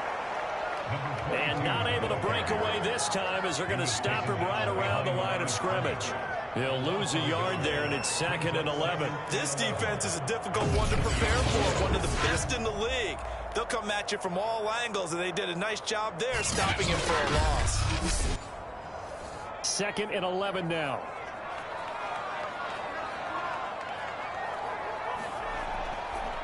From the gun, he'll hand this off. Even with that broken tackle, he'll be brought down short of the 15. He's taken down at the 17-yard line. He's a gain of 3. Brings up 3rd. To throw on 3rd down, Pearson. And it'll be intercepted. A great read, and it's picked off. No doubt, a very disappointing end to what was a pretty strong opening drive. They had 3 points in their back pocket. It was there for them. If you don't like what you see, just throw it away. Make sure you get those points on the board. Don't get too greedy. He forced it there. You saw the end result. Back onto the field comes this offense, ready for their 2nd drive.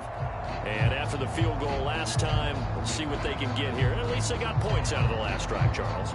I never met an offensive coach that didn't want to drive to end with a kick. Most of them wanted to end with a PAT, right? In this case, a field goal, they'll take it. Way better than the alternative, which is a punt. Yeah, but you met fan bases that wanted that. They weren't happy with that field goal. I haven't met a fan base yet that wants to drive to end with a kick, other than the extra point. That's it. Give him a couple on the carry there. 2nd and 8.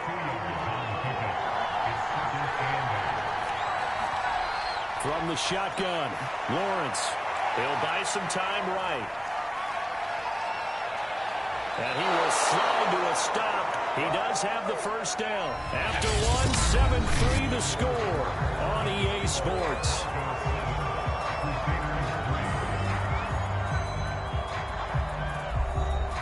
Ball up to the 35 now as they come up on 1st and 10.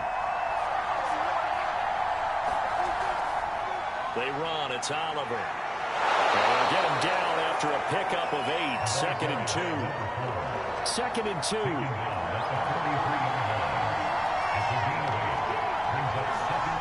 Now they'll throw it with Lawrence. And only going to be off target and incomplete.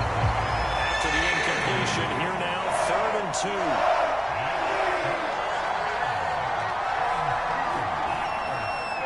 On the run, it's Oliver. And he's got a first down as he's up to the 48. Well, they're currently the best in the NFL in converting on 3rd downs. It was no surprise there that they picked that one up. And they've done it many different ways throughout the season, Charles. Picking it up, running it, throwing it, just effective on 3rd downs all year long.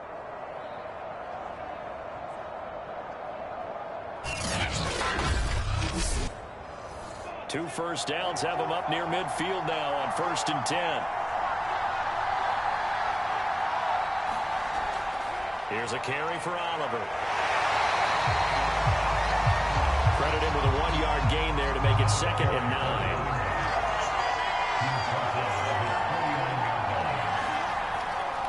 They run it here with Oliver. Points the tackle. He's got room to run. And he's got this down to the 35. Although his reputation as a speedy runner precedes him, it's always fun to watch him work. It is eye-opening, isn't it? Because when you see him get the ball and just go, in addition to that speed, it helps out his blockers. They don't have to hold blocks for long because he's just going to speed right past them. So a 1st and 10 now in Denver territory at the 35-yard line. And to give this time to the tailback. Fights through him. Oh, strong running by Oliver. And inside the 20 before he's brought down. 54 yards rushing for him now in the ball game. I'll be giving up respect to the big guys up front because they have been getting it done on this drive. The holes have been large, and they've been barreling through them, picking up first downs.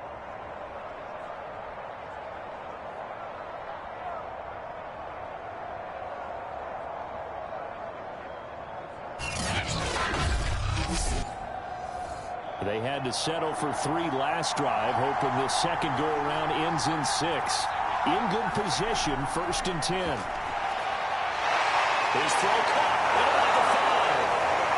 And able to get him down, but he does reach the 5.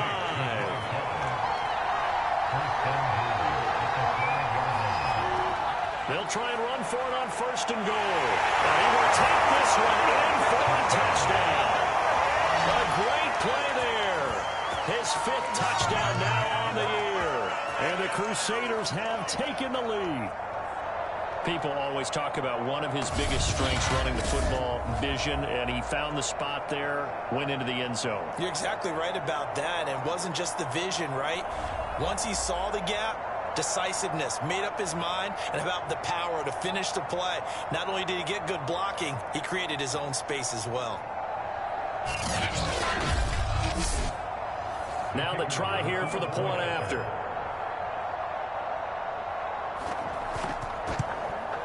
And it's through, and that makes the lead 10-7. So that one a pretty time-consuming 10-play drive. And it's finished off with a 5-yard touchdown run.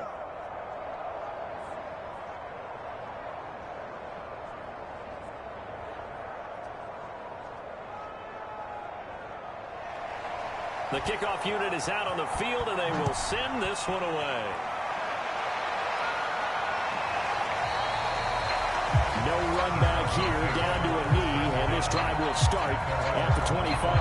Now we get a peek at the captain of this offense heading back out there. He's had a solid start to this game, but bottom line is they're losing, so he doesn't care about his stats. He just wants to right the ship on the scoreboard.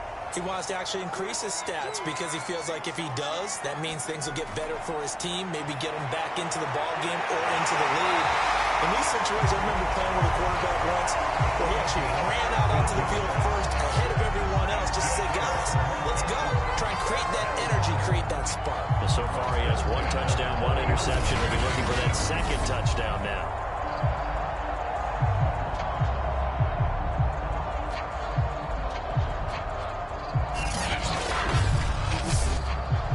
So quickly all the way up at the 40-yard line.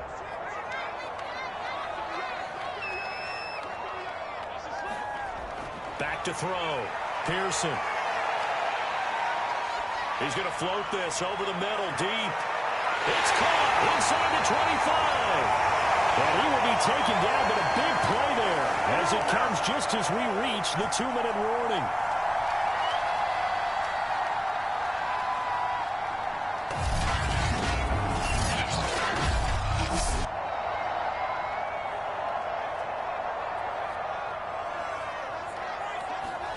Inside the red zone here, they'll look to throw. Firing quickly here, and that's complete.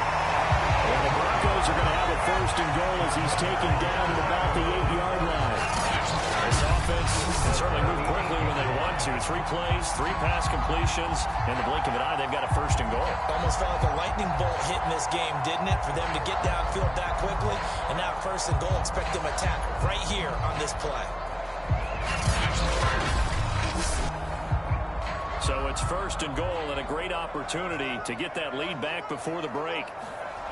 Looking to throw. Pearson. Touchdown, Denver. A great effort there. His 3rd touchdown now on the year. And the Broncos have retaken the lead. That's why you've got your star out there. Throw the ball to them. They did. That's simply saying we don't care what coverage you put out there. He's so good. We're going there with the football anyway. There's not a thing you can do about it. Inside the red zone, they go to him. He gets it done.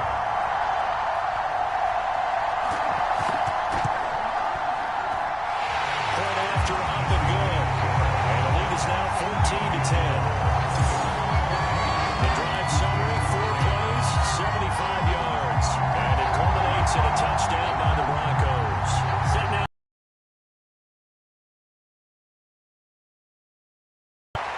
Takes it at the 7. And they'll start this drive just across the 30. Pretty nice work on the return.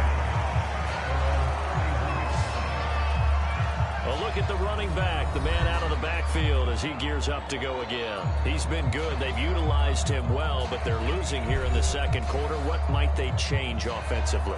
I think that what you try and do is expand how you get the ball to him a little bit. Get him out in open space, maybe swing the ball to him. What's that they used to call it in the West Coast offense, the long handoff? Yeah. Serve as your running play that way, as well as continue to feed him the football. Some of these runs now may pop bigger later in the game because of the effects of running it. Sometimes people, after a while, they don't want to tackle him anymore, or they get tired, or they get out of position, or he runs through tackles. Continue to feed him the ball. He's having that kind of game. Yeah, might they get him the ball in some space in some different ways here. Now left side on the swing pass. And they went the wrong way there. Losing yardage back at the 43-yard line. On 3rd down, Lawrence. A nice little juke. And he will slide to a stop. He does have the 1st down. Now another timeout called for by the offense as the clock shows 50 seconds to play here in half number 1. On 1st and 10, it's Lawrence. Sideline throw, it's complete. And a nice job there of keeping the toes in bounds.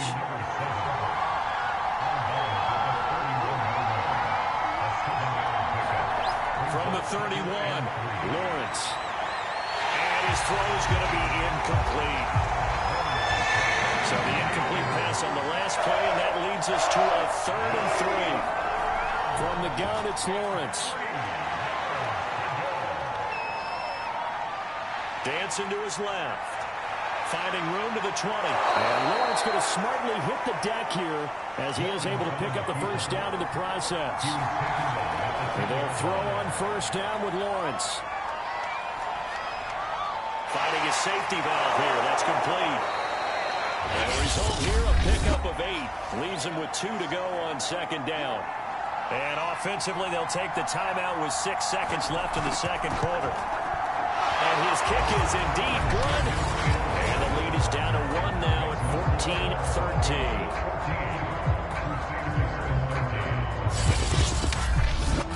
So 3 points on the board, as easy a field goal as you're going to get, but I can see you shaking your head. I I love that peripheral vision of yours, partner, because to me, if it's the fourth quarter and you're up 6, I get it. But now, even if you run and don't get in, you're still setting them up to go a long field, 98, 99-yard drive. How do you look at your defense and not give them that opportunity? So we're at halftime here in Denver with the Broncos leading this one. As we send you on out to our studios in Orlando, here's Jonathan Coachman at REA Sports Halftime Report. All right, Brandon, we'll get back to you guys in a bit. But first, time for a trip around the league on this final weekend of September. We'll begin our trip around the NFL with an interesting one right off the bat. And that game tied at 7 in the second quarter. From there, let's head off and check out a second game. And you can see they lead the visiting Houston Texans at halftime. The Elks seem to be on their way to what would be a good victory.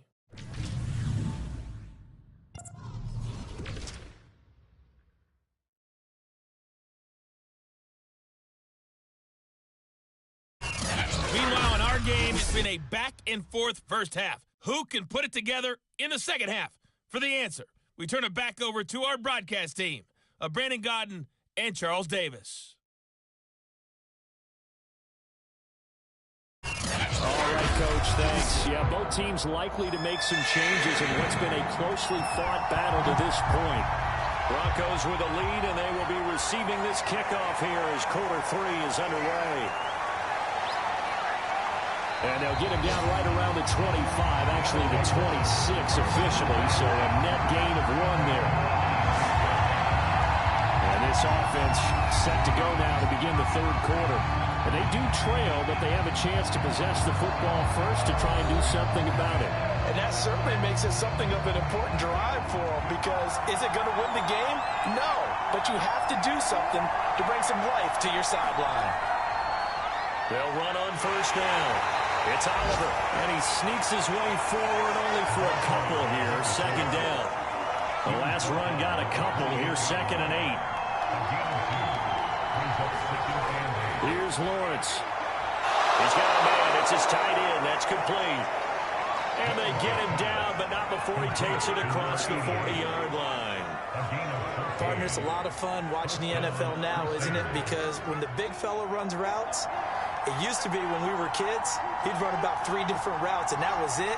Now he can run anything and catch the ball, as we just saw there. There's a nice move. He'll be taken down just shy of midfield.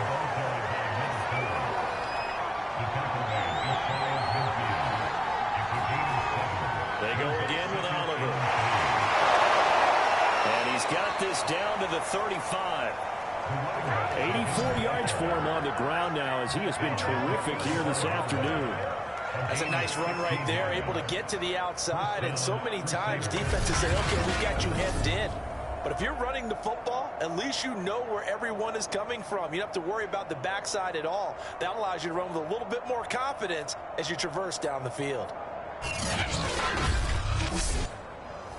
You can just kind of sense the momentum turning here. It's 1st and 10. Off the play fake. Here's Lawrence. Quick hitter here. It's complete. He juked him. And they'll get this one down to about the 20-yard line. And this was a nice example of an offensive coordinator scheming his guy open. Just a little underneath route, just trying to free up some space. And it worked awfully well. Got him not just space, but plenty of room to run after the catch to pick up really nice yardage. And that's just a solid, good physical run there as he motors for 9 yards. On 2nd and a yard, Lawrence. And he will find his man on the outside. Touchdown! A great play there. His 3rd touchdown now on the year. And the Crusaders have yet again retaken the lead. A good tight end is a heck of a weapon for any quarterback, especially when you're able to create some mismatches. Sometimes they work against a linebacker, sometimes they work against a smaller defensive back. But when they find it, they go to it, and it often results in touchdowns. The offense going to stay on the field as they will line up and go for 2. They'll try and throw for it. And he's caught for the 2 points.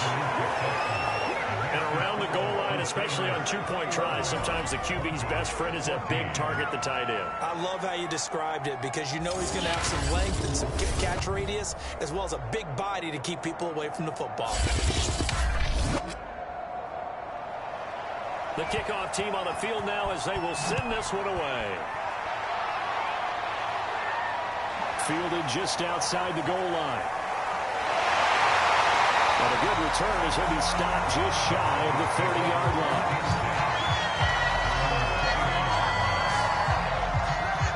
So now a look at the Broncos as they head back out there for their first possession of the second half. They'll look for a drive to tie this up, down 21-14 as they have it 1st and 10.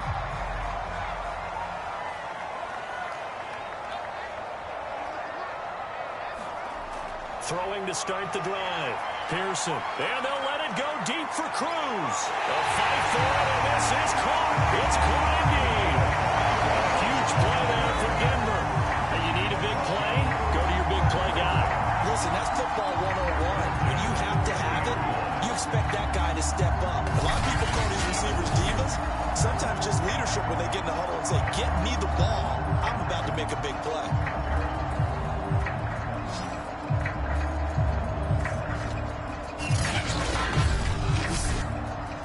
So the big play has them all the way down to the 30 now for 1st and 10.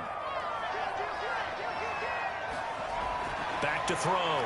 Pearson. And this will be incomplete. Physical play on the football there, and it's 2nd down. 3rd quarter of a tight football game as we come up on a 2nd and 10. And incomplete on the deep ball. This defense is continuing to contest every deep ball that is thrown downfield. And look, it doesn't matter whether you're playing man or zone. Eventually, that becomes man on man. And you got to trust yourself and go up at that moment of truth and make a play on the football. An important play right here, 3rd and 10. And I would expect pressure here. On 3rd down, Pearson. Oh, that's into a sea of bodies, and it's intercepted. Picked off at the 17. And they bring this one back to the 29. That was one that I kind of saw coming, Charles. A free safety just hanging back there over the middle, waiting, and he saw that ball go in the air, and he jumped on it. And I don't know why the quarterback didn't see that. That was just your standard cover 3, which means the free safety in the middle of the field, the 2 corners, and they divide the field in thirds. But when you have a free safety with range, like a good center fielder, he can go from side to side and make plays on the football as he did there. The offense now at the line, ready for their next drive.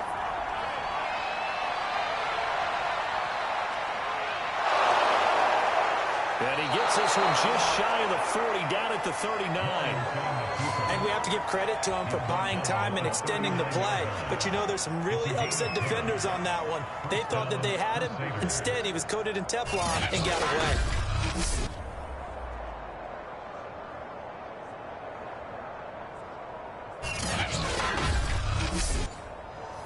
So from the 39 now, they'll come up on a 1st and 10. Now Lawrence over the middle, and it's incomplete. 2nd and 10.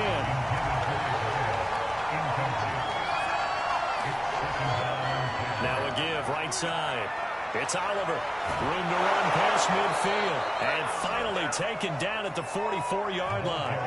110 yards rushing for him in the ball game now on 14 carries. A good run there off right tackle in old school NFL football. The right side of the offensive line, often known as the nasty side. The left side, usually the technical side. Kind of reminds me of the old Atlanta Falcons 2009-2010. That's how they constructed their offensive line. Well, they'll run it here on the jet sweep. And that play will go nowhere. Losing yardage back near midfield at the 49. So a loss of 5, and it'll be 2nd down. As a wideout, when you take that handoff and you're coming around the edge, you're expecting to see nothing but empty space in front of you. But if not... Well, things can go south in a hurry, and that's exactly what we saw on that play with a loss.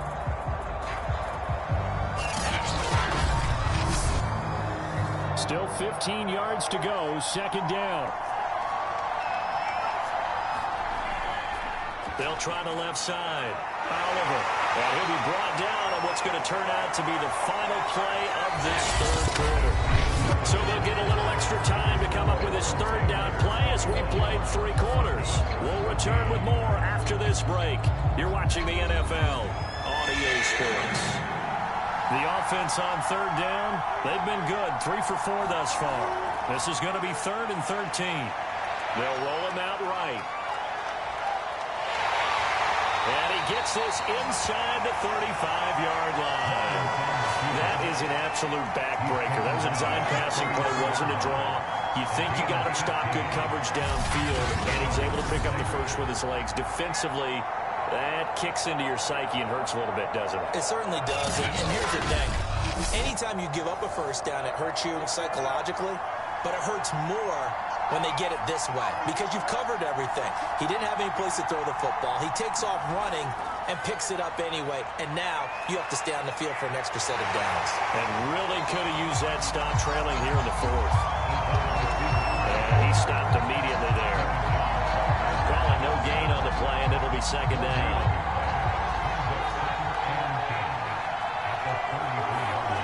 Here's Lawrence to throw. He's going to get this down near the 20-yard line.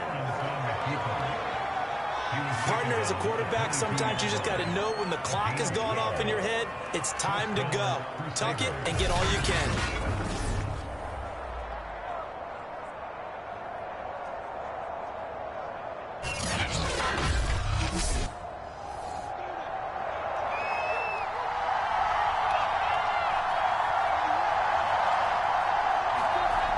First down, Lawrence.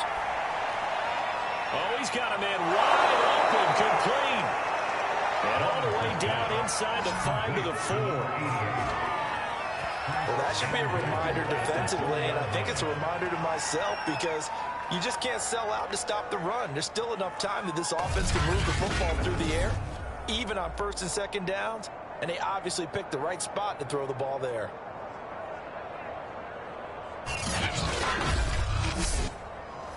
So 1st and goal, 6 points here would go a long way toward wrapping this one up.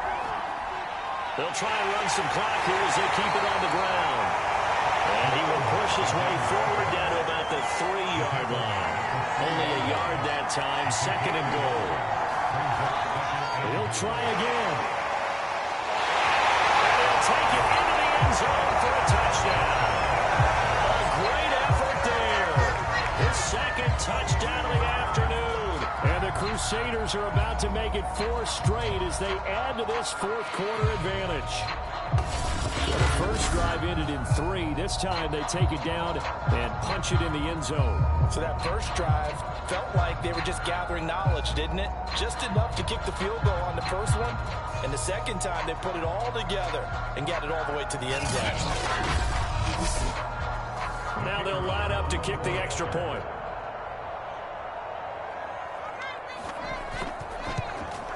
He's got it as they double up the lead. This one's now 28-14. A pretty long drive that time. 11 plays all told. And it ends with a 3-yard scoring run.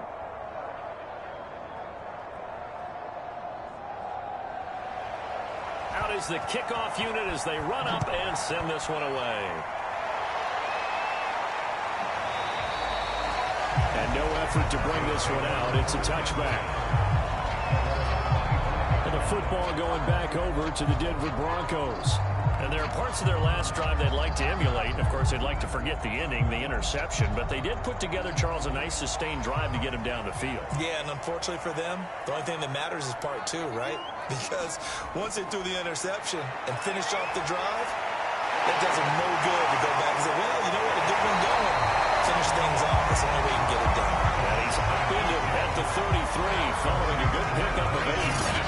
A good start there on first down. They've got to have this drive. No doubt about it. Down a couple of scores. They have to find a way to put it in the end zone. Chunk plays, explosive plays. That will be the key to this drive.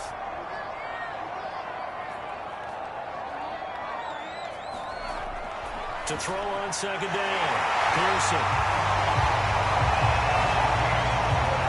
So here's a 1st and 10 at the 38.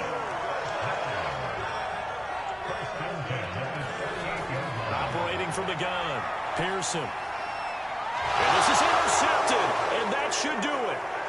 Let it run, and it's pitched. And to the 40-yard line, that's where the return stops.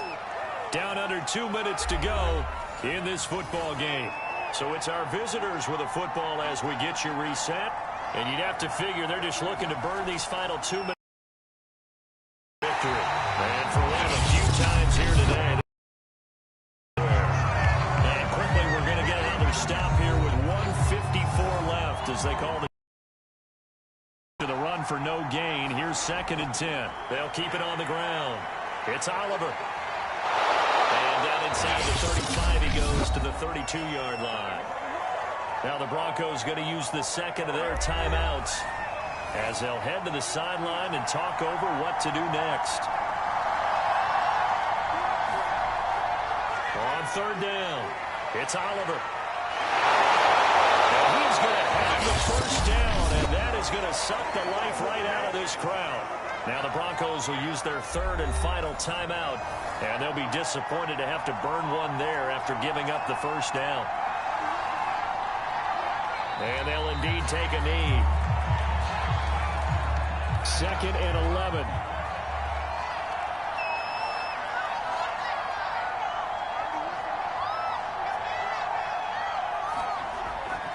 Now a give right side. Oliver.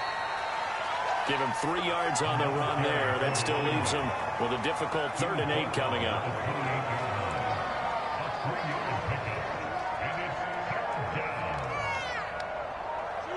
Victory very much in sight now as they'll take a knee.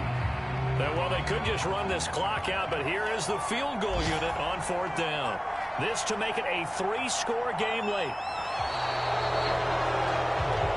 So this crowd will not go home happy. It's a victory for our visitors, and it was their defense that really made the statement after the break. They pitched the second half shutout. Yeah, think about the team that just got vanquished. They did score in the 2nd quarter. Do you think they thought at all that that would be their last points of the game? No, but what a second half. The adjustment, whatever they did in the locker room, it certainly worked. It certainly did, and you're exactly right. Whether it was an adjustment, whether it was just more focus on what they planned to do going in, whether they just played better, whatever it was, it all came together in the 2nd half, and no points were allowed. That's a great way to close them out.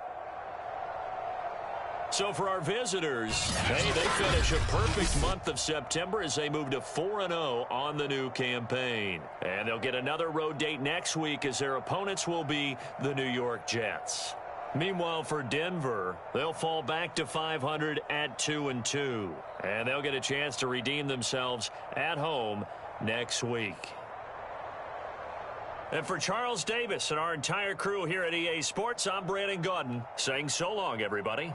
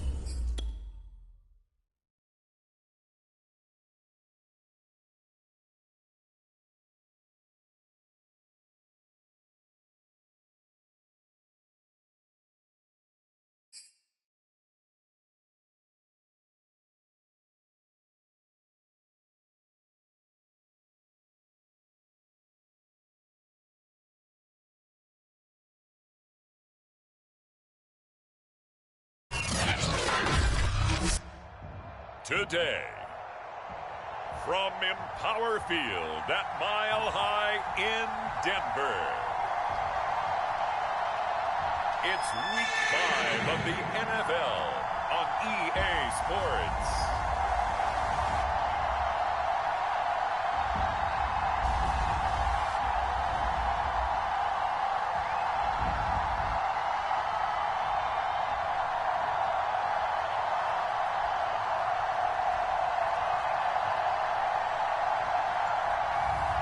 It's the Denver Broncos taking on the San Antonio Dreadnoughts. We've had a driving rainstorm make its way through the plains, and it definitely is going to be a factor here this afternoon at Empower Field at Mile High in Denver. Just a short time ago, sounds loud enough to reverberate across the Rockies. They're ready for football in Denver as the Broncos get set to do battle with their opponents. A fairly short kick from the 14. And it's a pretty good return here as he'll get this up to the 29. So out comes this offense to take over for the first time. And a glance here at the man.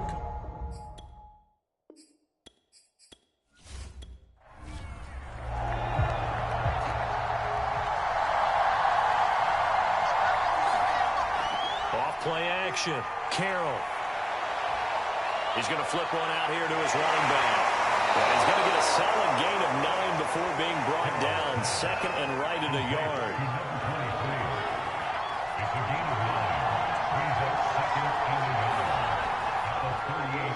On second down, Colbert able to get this one across the 45 before he's brought down. Well, there's plenty of real estate for him to maneuver on that run, and let's face it, it shouldn't be a surprise. He's one of the better backs in the league. Had to come into this game with the idea, slow him down, otherwise it's going to be a long afternoon. Back-to-back good plays have him on the move on first down. And he'll give it here to his running back. And he'll go down, but not before getting this inside the 30. So back-to-back big runs, picking apart this defense on the opening drive. I thought this was a passing league. I thought this was the era we were in where the ball was always in the air, right? They didn't get the memo. They didn't get the memo, and I know this to be true. Offensive linemen still, to this day, they want to run the football. They want to fire out and hit people across the line of scrimmage, and they're clearing space. Here's a 1st and 10 at the 14-yard line. From the red zone now, they'll look to throw. And a quick throw here, that's complete. And that's good for a pickup of 10 yards. And that'll bring up a second and just about a few inches here. Now a handoff here to his running back. And he'll be brought down right on the edge of the goal line at about the 1-yard line. 1st and goal, a chance for an early statement here on the road. We'll try to run this one in. And he will take this one in for a touchdown. A great play there. His 5th touchdown now on the year. And the Dreadnoughts marching right down the field on their opening drive to take the early lead.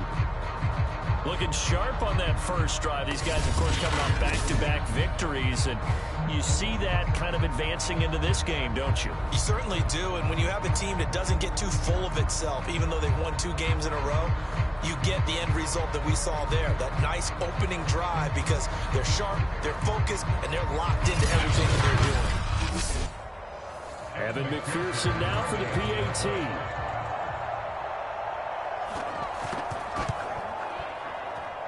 And we'll see if this rain affects the team's decisions going forward, but they kick it here, and it's good.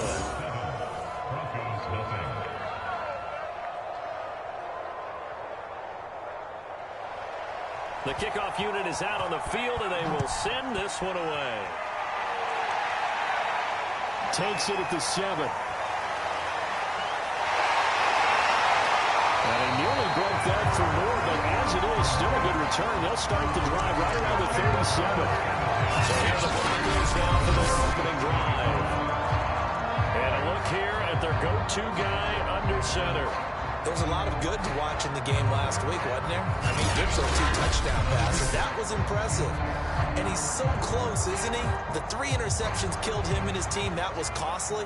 But if he just cleans that up a little bit, there's a reason for optimism with this team and this passer.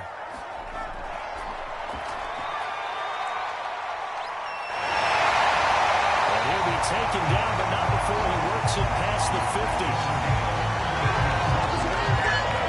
We know they have these RPOs in their playbook, and look, we're seeing it here in the first quarter. I think we're going to see it as the game continues. They trotted him out early for a reason, partner. They're letting them know that this is in the arsenal, and we rely on it. You better be prepared because this is going to be an all-day affair trying to stop them.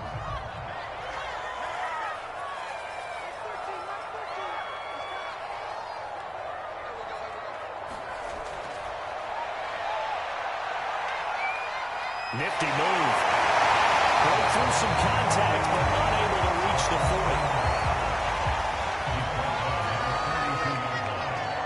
A 7-yard pickup brings up 2nd and 3. On 2nd down now, it's Watkins, and he'll get it down to the play to the 37. Line of scrimmage, the 37 on 1st and 10.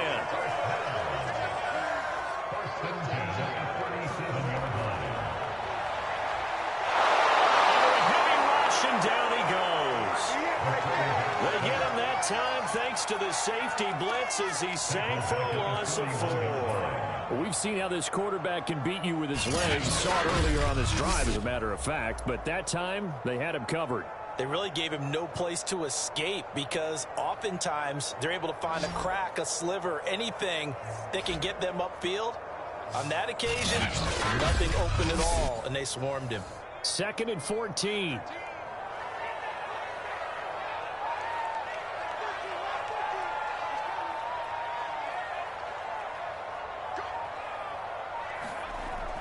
Looking to throw. Pearson. He finds his man. Complete. That's Owens. After one, 7-0. RDA Sports.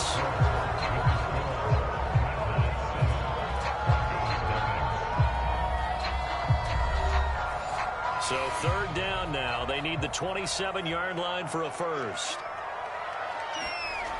Back to throw. Pearson. This is caught. It's Cruz. And all the way home for the Broncos score. A great effort there. His 4th touchdown on the year. And the Broncos are an extra point away from tying the football game. And on this play, he just made a great route. The quarterback had to deliver it, sure, but a great route run there. And, Brandon, this is what the best receivers do. They work on their route running because it's one thing to have athletic ability, but to really get open, you have to set up defensive backs with different routes and be precise in your cuts. Now the extra point try forthcoming. It's up and good, and we're tied at 7 here in quarter number 2. So the drive there took 6 plays, and it ends with a Denver touchdown. Each team's had it. Each team has scored. 7-7 here as the kick's away. From the 10. The lane opens here. He's past the 30. And all in all, a pretty solid return. Nearly got it to the 35. They'll mark him down officially at the 34. Back onto the field comes this offense, ready for their 2nd drive. And it's a unit last drive that did it all on the ground, Charles. And they controlled it from the interior. Big on big, right? Offensive lineman versus defensive lineman. But you know, in order to keep the football moving downfield, other people have to get involved as well. Your wide receivers, your tight ends, lead runners, anything that you have possible to get in front and keep the ball moving. And now the defense may be looking out for a pass coming up. And he'll be stopped right at midfield. 69 yards rushing for him as he has been tough to stop here in this first half. That was good, tough running right up the middle. And if the defense can't penetrate and make him slow his pace or change direction, that's often the end result.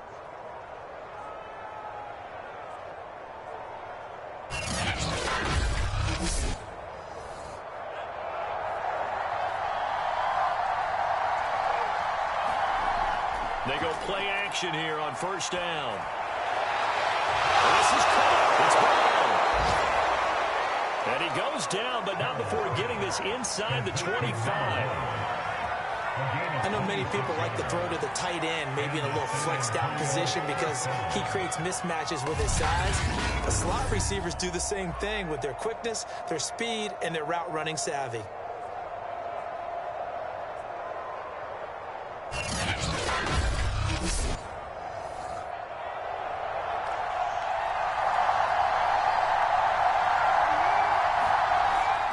On first down, Colbert.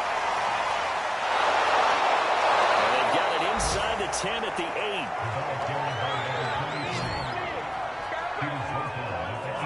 What's the old adage, partner?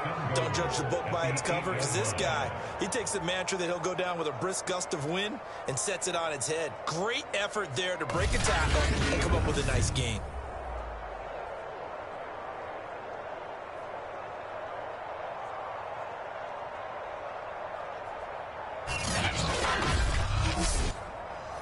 Two big plays in succession. Not sure this D knows what hit him, but now they got to get ready. It's first and goal.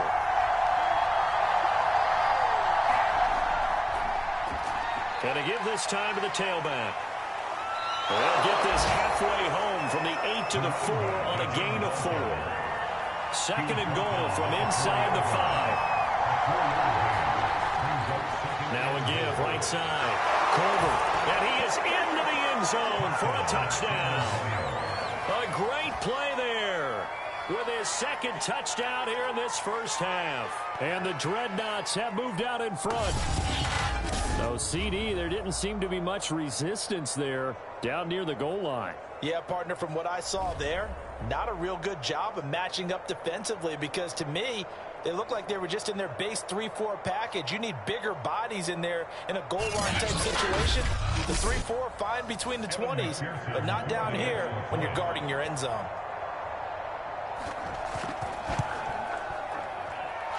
A good hold in these wet conditions. The point after is up and good, and that makes the score 14-7.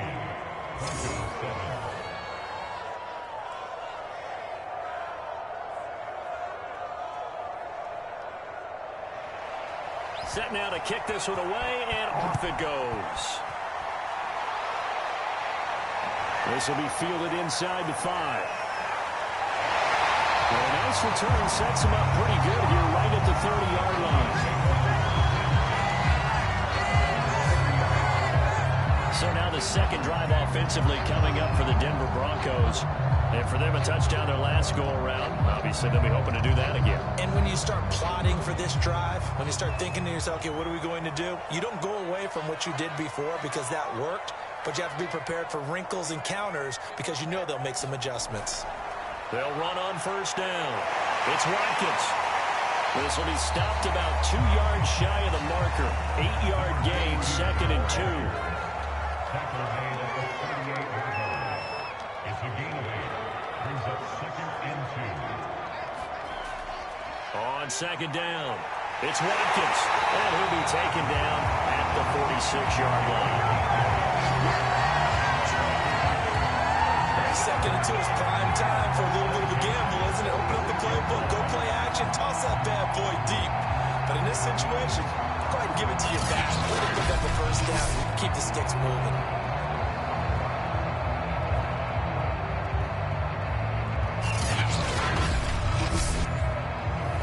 Back-to-back good plays have them on the move on first down.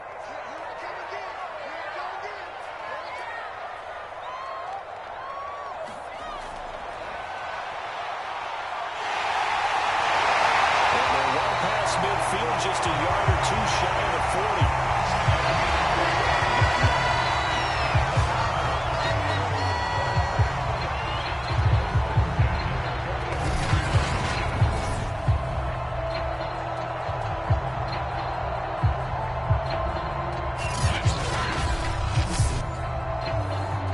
We hit the 2-minute mark of the second quarter, 14-7. Coming up at halftime, I'll go from one personality, that's you, Charles Davis, to another one in Orlando, the coach.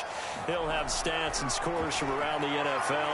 You and Jonathan Coachman both larger than life. No doubt about it. But you're stuck with me in this booth. He's miles away and smiling. And happy. That was a pretty route right there because it's all about finding a window on a route like that. He lined up on his left, ran the deep in route over the middle, and the ball was right where it needed to be.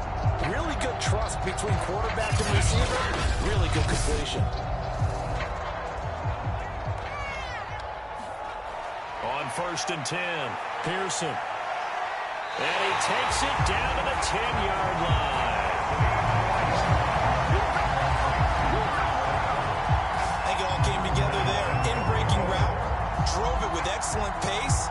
Money throw right there to move the sticks.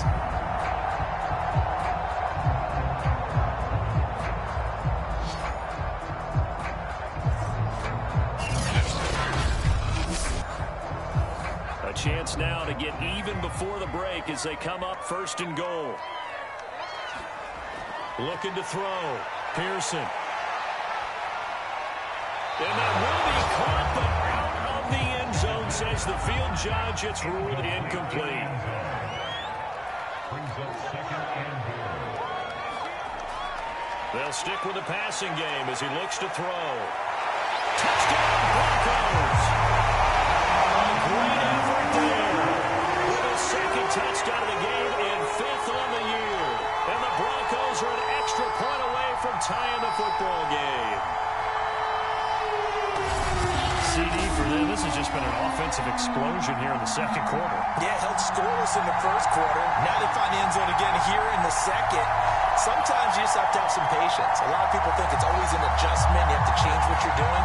Sometimes you just have to do your game plan just a little bit better. And I think that's part of what we're seeing here. Now the try here for the extra point. And we've got a good one brewing. We're all knotted up at 14. So this drive spans 7 plays, and it culminates in a touchdown by the Broncos.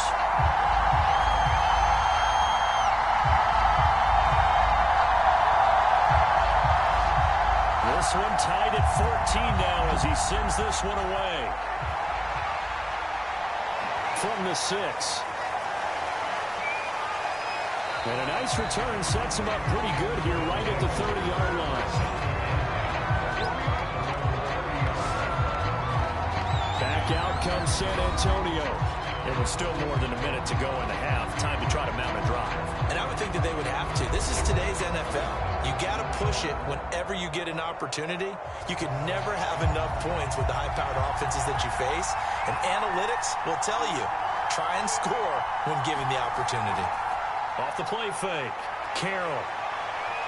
He's going deep for Brown. And this is caught right along the sideline. What a job of keeping the toes in bounds here.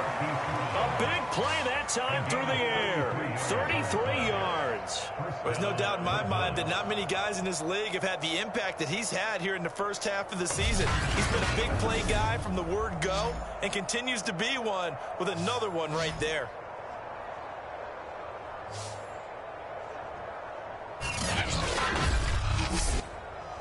So how about that for a chain mover? They're all the way down inside the 40 now for 1st and 10. Back to throw. Carroll firing quickly here, and that's complete. A good gain of 9 before he's brought down at the 28. Now the offense going to use the first of their timeouts as they get the stoppage with just under 50 seconds remaining in half number 1. Looking to throw on 2nd down. Carroll over the middle here to Brown. Now another timeout called for by the offense as the clock will stop with 45 seconds to go in the 1st half. Back to throw again. And a flag comes in as that one falls incomplete. Well, let's see who this is on.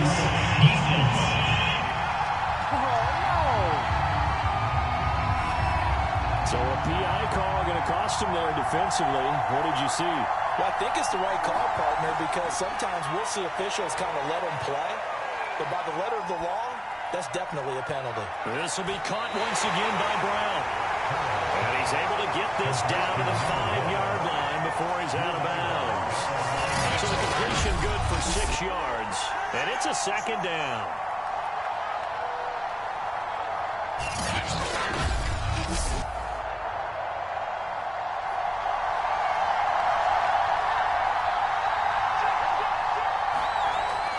Again, he'll drop to throw. And it's caught. Touchdown.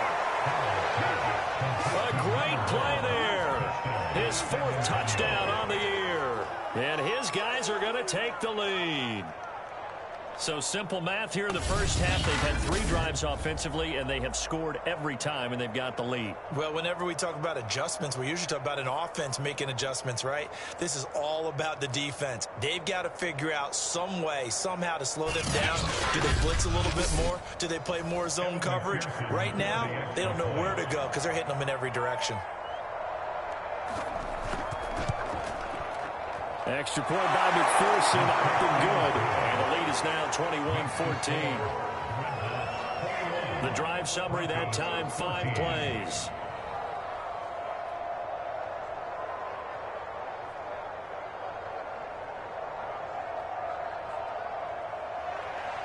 The kickoff team on the field now as they will send this one away. Takes it at the 7. And a nice return sets him up pretty good here right at the 30-yard line. The Broncos going to get one more possession in this first half. And they've got less than 30 seconds to go here, so not a lot of time to work with. A little under 30 seconds to go. We'll see how they play it here on 1st and 10. Throwing to start the drive. Pearson. Toward the sideline, and look at that catch. Dragging the toes, and that's going to be a first down. Well done. How about this throw right here? Had to throw it to the left sideline, and you know the timing's got to be correct on this one. Ball's got to be right where it needs to be, and it was. That's because he had great arm strength on that one, able to drive the football. Quarterbacks love it when they can show off their arms.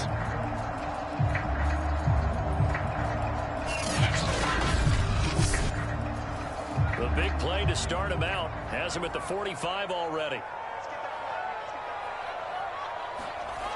Looking to throw.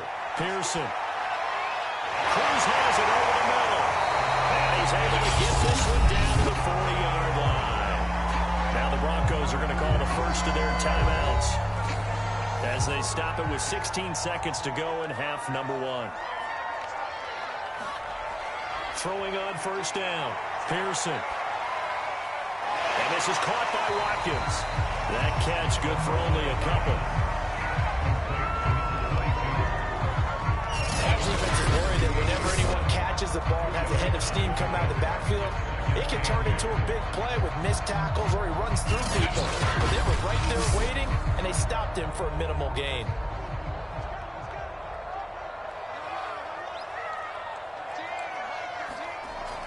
They'll look to throw again. Going down the middle, and it's complete. And they'll burn the timeout with 5 seconds left. A chance to try to add 3 points before heading to the locker room. And his kick is good. And that'll bring him back within 4.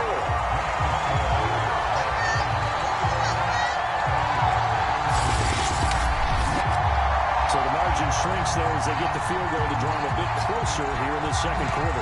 Yeah, nice snap, nice hold. They just want to keep this game close, so give them credit for finishing that one off with 3.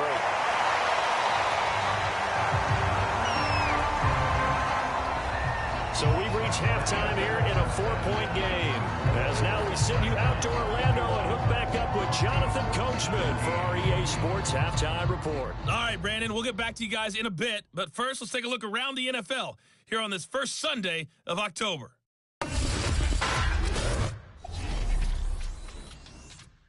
We'll begin our trip around the NFL with an interesting one right off the bat. And it's the visitors who are out in front in the second quarter. The Elks still in a dogfight, but this would be a good victory for them if they could get it. From there, we head over to the West Coast. Check out the Niners at home at Levi Stadium. And they've got the lead over the visiting Arizona Cardinals. Brandon Ayuk, a touchdown reception.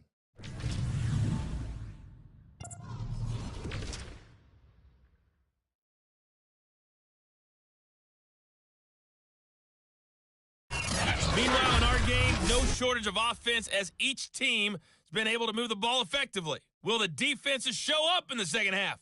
To find out, we give it back to our commentators, Brandon Cotton and Charles Davis. Okay, Coach, adjustments likely going to play a big role in this third quarter in what's been a tight contest so far. Takes it at the 7. And they'll start this drive just across the 30. Pretty nice work on the return. The Bronco offense ready to begin this third quarter of play. And, Charles, they trail here, though not really the fault of this offense. No, they certainly did their part in the first half. But when you're in a shootout like this, you definitely want your defense to play better, but you know that's out of your control. All you can do, keep putting points on the scoreboard and keep giving your defense opportunities to make stops. They'll get a couple yards on that one, and it'll be a second down.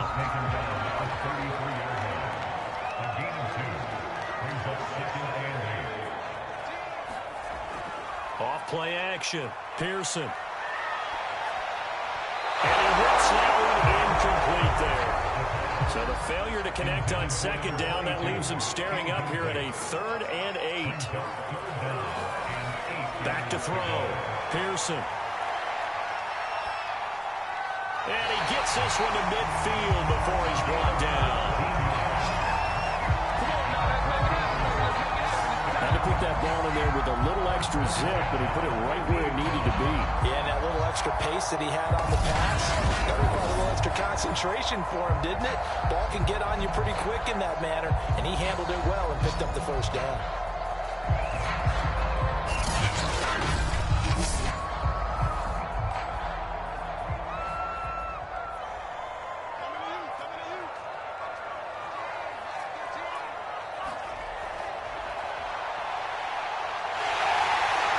Dances by him, and he is tackled inside the 40, not quite to the 35.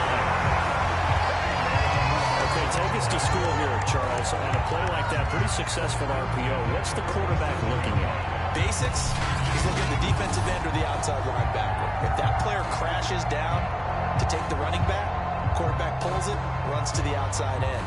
Some teams, though, will read different players depending on defenses, but basically it's that outside player. Line of scrimmage, the 37 on 1st and 10.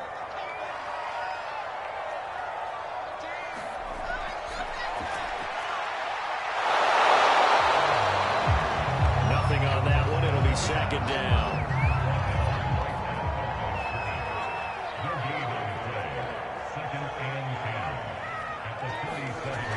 Off the play fake. Pearson. Well, this one nearly intercepted. Boy, that would have been a great time for their first pick.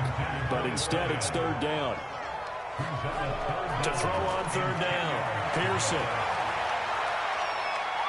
He lets this one fly toward the back of the end zone.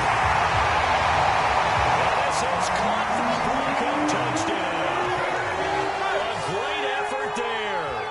37 yards. And the Broncos have retaken the lead. And that third counter there gives them the lead, and it's obvious they've needed everything that he's given them today. The 3 touchdowns, that's impressive, but without him, they're not winning this game. The call is to go for 1 and kick the extra point.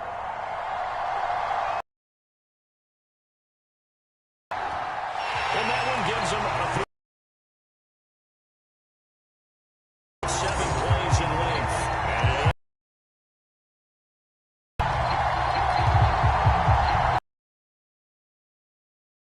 Unit as they run up and send this one away. 1.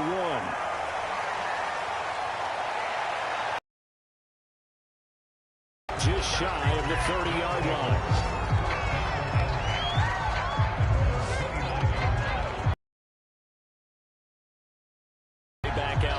their first possession of the second half.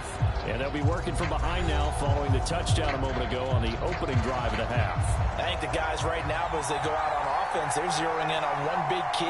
They don't have to do anything differently just because they're down on the scoreboard now. The intent, still the same in what they plan to do on offense. And he takes us up to the 40-yard line before being corralled. That coach is always harped on the quarterback reading the defense and getting into the open man.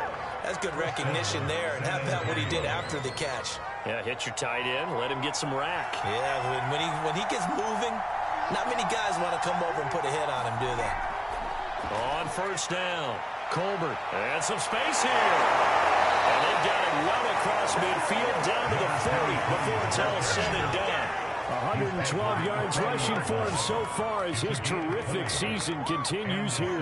Yeah, I have a pretty good friend, Charles Davis, who tells me that when he sees plays like that, strong runs to the right, reminds him of the 1960s Green Bay Packers. Boy, those were the days back when the fullback actually carried the ball as well as blocked. Then you had a halfback. You had pulling guards, guys who could get out and run. And you can hear the great coach saying it back then. So we get a seal here and a seal here, and we run this play right in the alley. Just a yard on the pickup there, and it'll bring up a 2nd and 9. No doubt about it. A really nice job there by the defense, not allowing him to get to the perimeter. But that means your defensive ends, your outside linebackers, the guys that you pay big money to sack the quarterback, they also have to have interest in the running game as well. And they did a nice job there of holding the point of attack and not giving ground. On 2nd down now, Colbert. And he'll get 4 here down to the 35-yard line.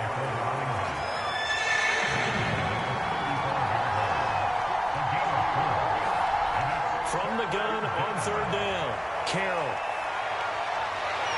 Man open left side is Brown.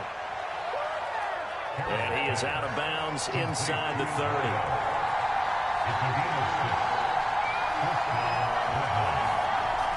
They'll run on 1st down. Colbert fights loose.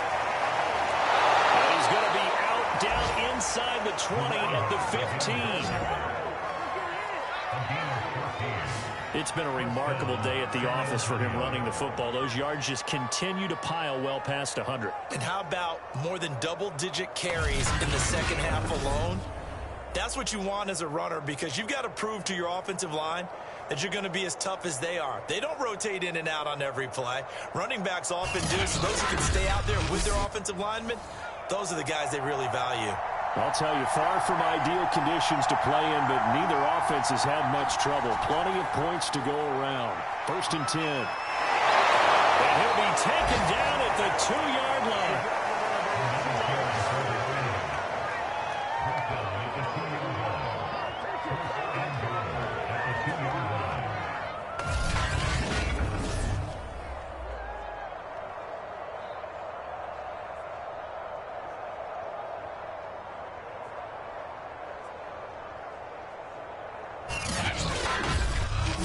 As they come to the line, they will not be able to get off another play as time has run out on this 3rd quarter.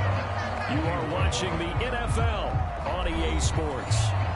Only way to get the lead here, of course, with a touchdown, and that's what they're gunning for on 1st and goal. They'll try to run this one in, and they'll take it into the end zone for a touchdown. Taking it in from 2 yards out, and the Dreadnoughts have yet again retaken the lead. Plenty of scoring here of late, and our lead changes hands now in the 4th quarter. Yeah, they just gave up a touchdown the other end, so they knew that with time getting short, they had to put something together here, and they were able to do so and retake the lead right back.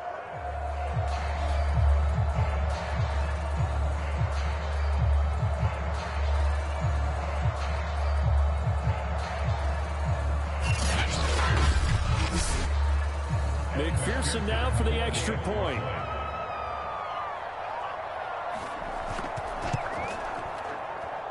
And that will make this a 4-point game. So that drive goes 8 plays, and it's culminated by a 2-yard touchdown run.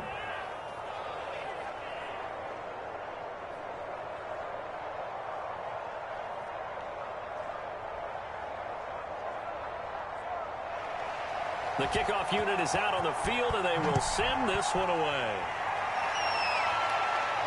From the 6.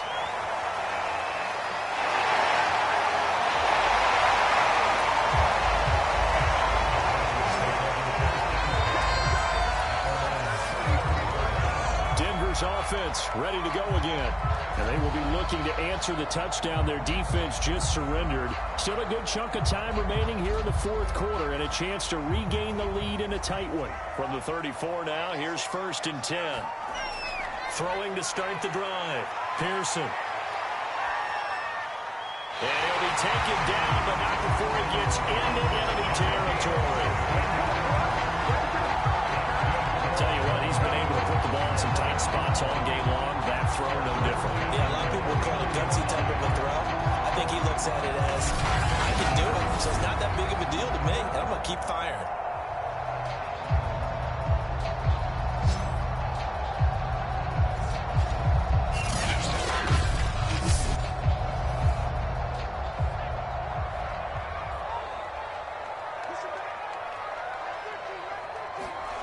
On 1st down, Pearson.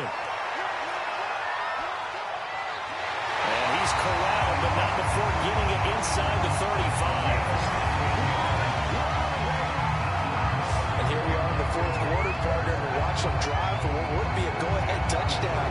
And you and I both know this is where you need a quarterback who can keep his cool back there.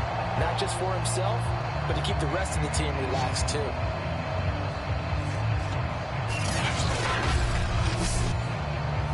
Back-to-back good plays have them on the move on 1st down. Looking to throw. Pearson. And it's complete. And inside the 20 before he's brought down. And so far, little to no resistance by the defense on this drive alone. 3 passes, 3 completions, 3 first downs. They're taking a toll, and it's paying off.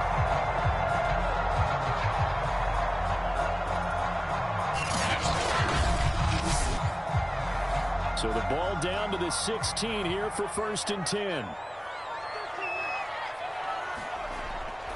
They'll try the left side. Watkins.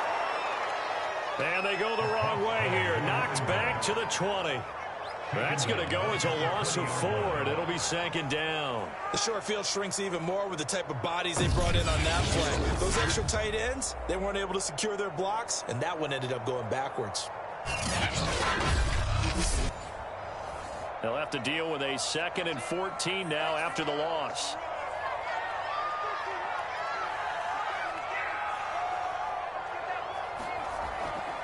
They'll keep it on the ground. It's Watkins.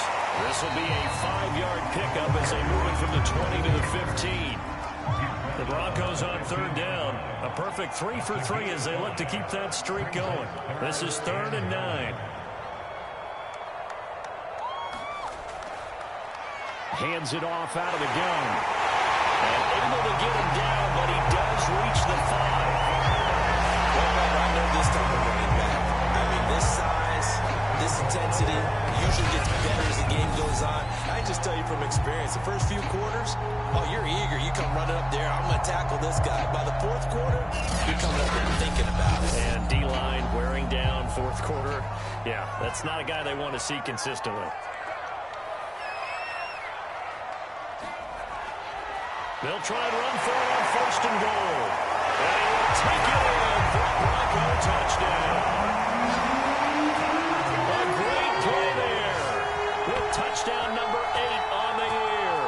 And the Broncos have taken the lead here in the fourth quarter. You talk about certain guys just having a nose for the end zone. He's one of them, and he was not going to be denied there. And defensively, especially in the red zone, you've got to be able to at least slow him down and hold on for dear life. But he's able to get out of a couple of tackles there, and not enough people got there in time. Pretty poor on the defensive side of the ball.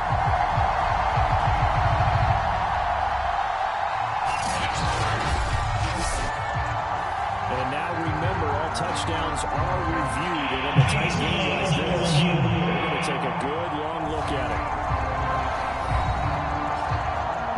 Is this a touchdown? That's the question. CD, What are they looking for here? You just need any part of the football to break the plane. You don't need the whole football. It doesn't need to go over the entire white line. It's just that front part of the white line. And if you draw an imaginary plane going straight up, that's what they need to cross.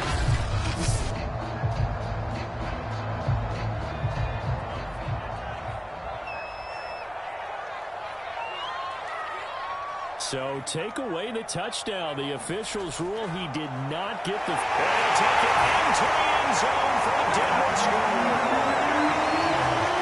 A great effort there with touchdown number 8 on the year. And the Broncos have taken the lead here in the fourth quarter.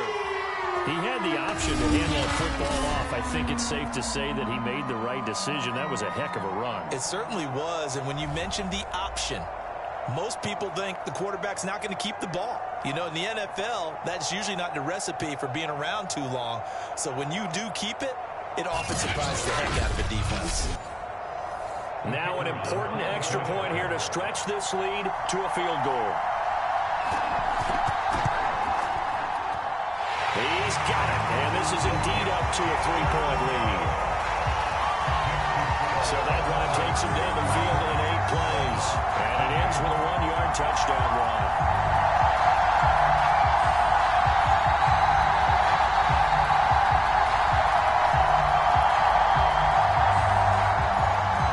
Set now to kick this one away, and off it goes. Takes it at the 7. Solid return, pretty good field position. They'll start at the 32. The situation for them offensively as follows. Down 31-28, 2:07 remaining. They'll have one play, maybe two, before the 2-minute warning as they've got a first down. On 1st and 10, Carroll. Got his man complete over the middle. It's Brown. A gain of 6 there on first. 3 points separating these two sides with 2 minutes left to go in the fourth. So it's our visitors with the football as we get you reset. They come up on a 2nd down now in a game that looks like it's going to go down the wire. Here's a throw to his running back. It's complete. And he'll have it past midfield almost to the 40 before being taken down. First down now, but the clock continues to move. Now a throw here to his running back. He's got the first down here inside the 30. And finally marked down at the 23. First down now, but that clock rolling. Now he dumps this off over the middle. And brought down, but not before they get it inside the 10 to the 7. Only way to get the lead here, of course, with a touchdown. And that's what they're gunning for on 1st and goal. And it's caught. He takes it across for the touchdown, and they've taken the lead late in the final minute of the fourth. Wow. I know it's a never-say-never situation, but to me, that looks like that's the one that's going to finish them off. The score that puts them in front here late, but now you got to rally your kick team, don't you, and say the last thing we need is a big return. And what happens is guys get overeager, get out of their lane because they're so excited they want to make the last tackle. And you mess up, could come back at you a long way. McPherson on for the point after. And that will make this a 4-point game. So that drive spanned 5 plays.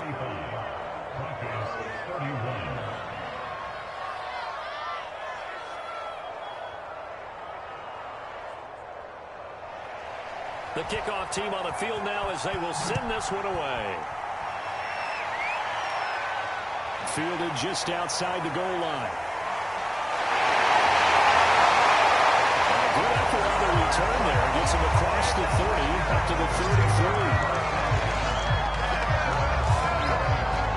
Now it's the Broncos' turn. Trailing by 4. A little under 40 seconds to go. They need a touchdown. A field goal is worthless now as they come up on 1st and 10.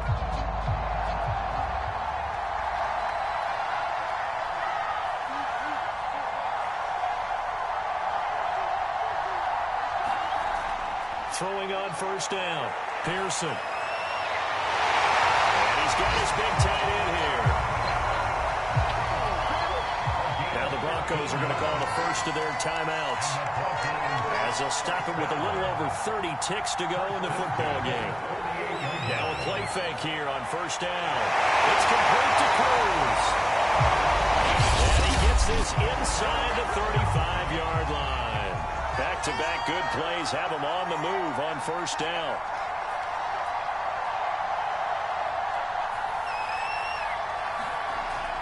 Off-play action. Pearson. With a double coverage, and it's intercepted. Picked off at the 22. And they will take over at the 26-yard line. When you talk about making winning plays, that is a winning play at this stage of the game. To come up with that interception, huge. I like how you identified that, because most people think winning plays are the offense trying to get it done. In this case, nursing a lead, they found a way to make a play on that side of the ball and maybe finish things off.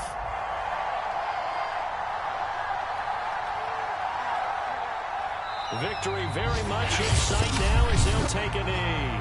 Now the Broncos will use their third and final timeout, as the clock will stop with 18 seconds remaining.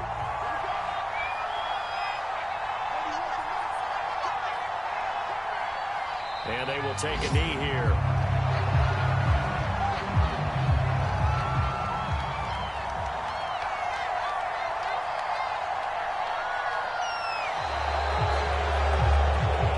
So this crowd will not go home happy. It's a victory for our visitors. And you and I, we just looked at each other and kind of had the same thought. I don't think that we saw this result coming. If they were going to win, maybe at home, but not here on the road. No, not at all. We thought that at the end, the strength would win out. And that didn't happen. But let's give them credit. Went on the road without being intimidated. Went on the road with not just belief, but a strong belief that they could pull it off. And took advantage of every opportunity in this one. So for San Antonio, they boost their record up to a strong 4-1. And they'll have another road date next week with the Cincinnati Bengals. Meanwhile, for the Broncos, they drop below 500 to 2-3 with a loss. And they will try to get back in the swing of things next week on the road. So that's a wrap. For Charles Davis, I'm Brandon Gaudin. And this has been a presentation of the NFL on EA Sports. For more, check us out at easports.com. Enjoy the rest of your afternoon, everyone, as we say so long from Denver.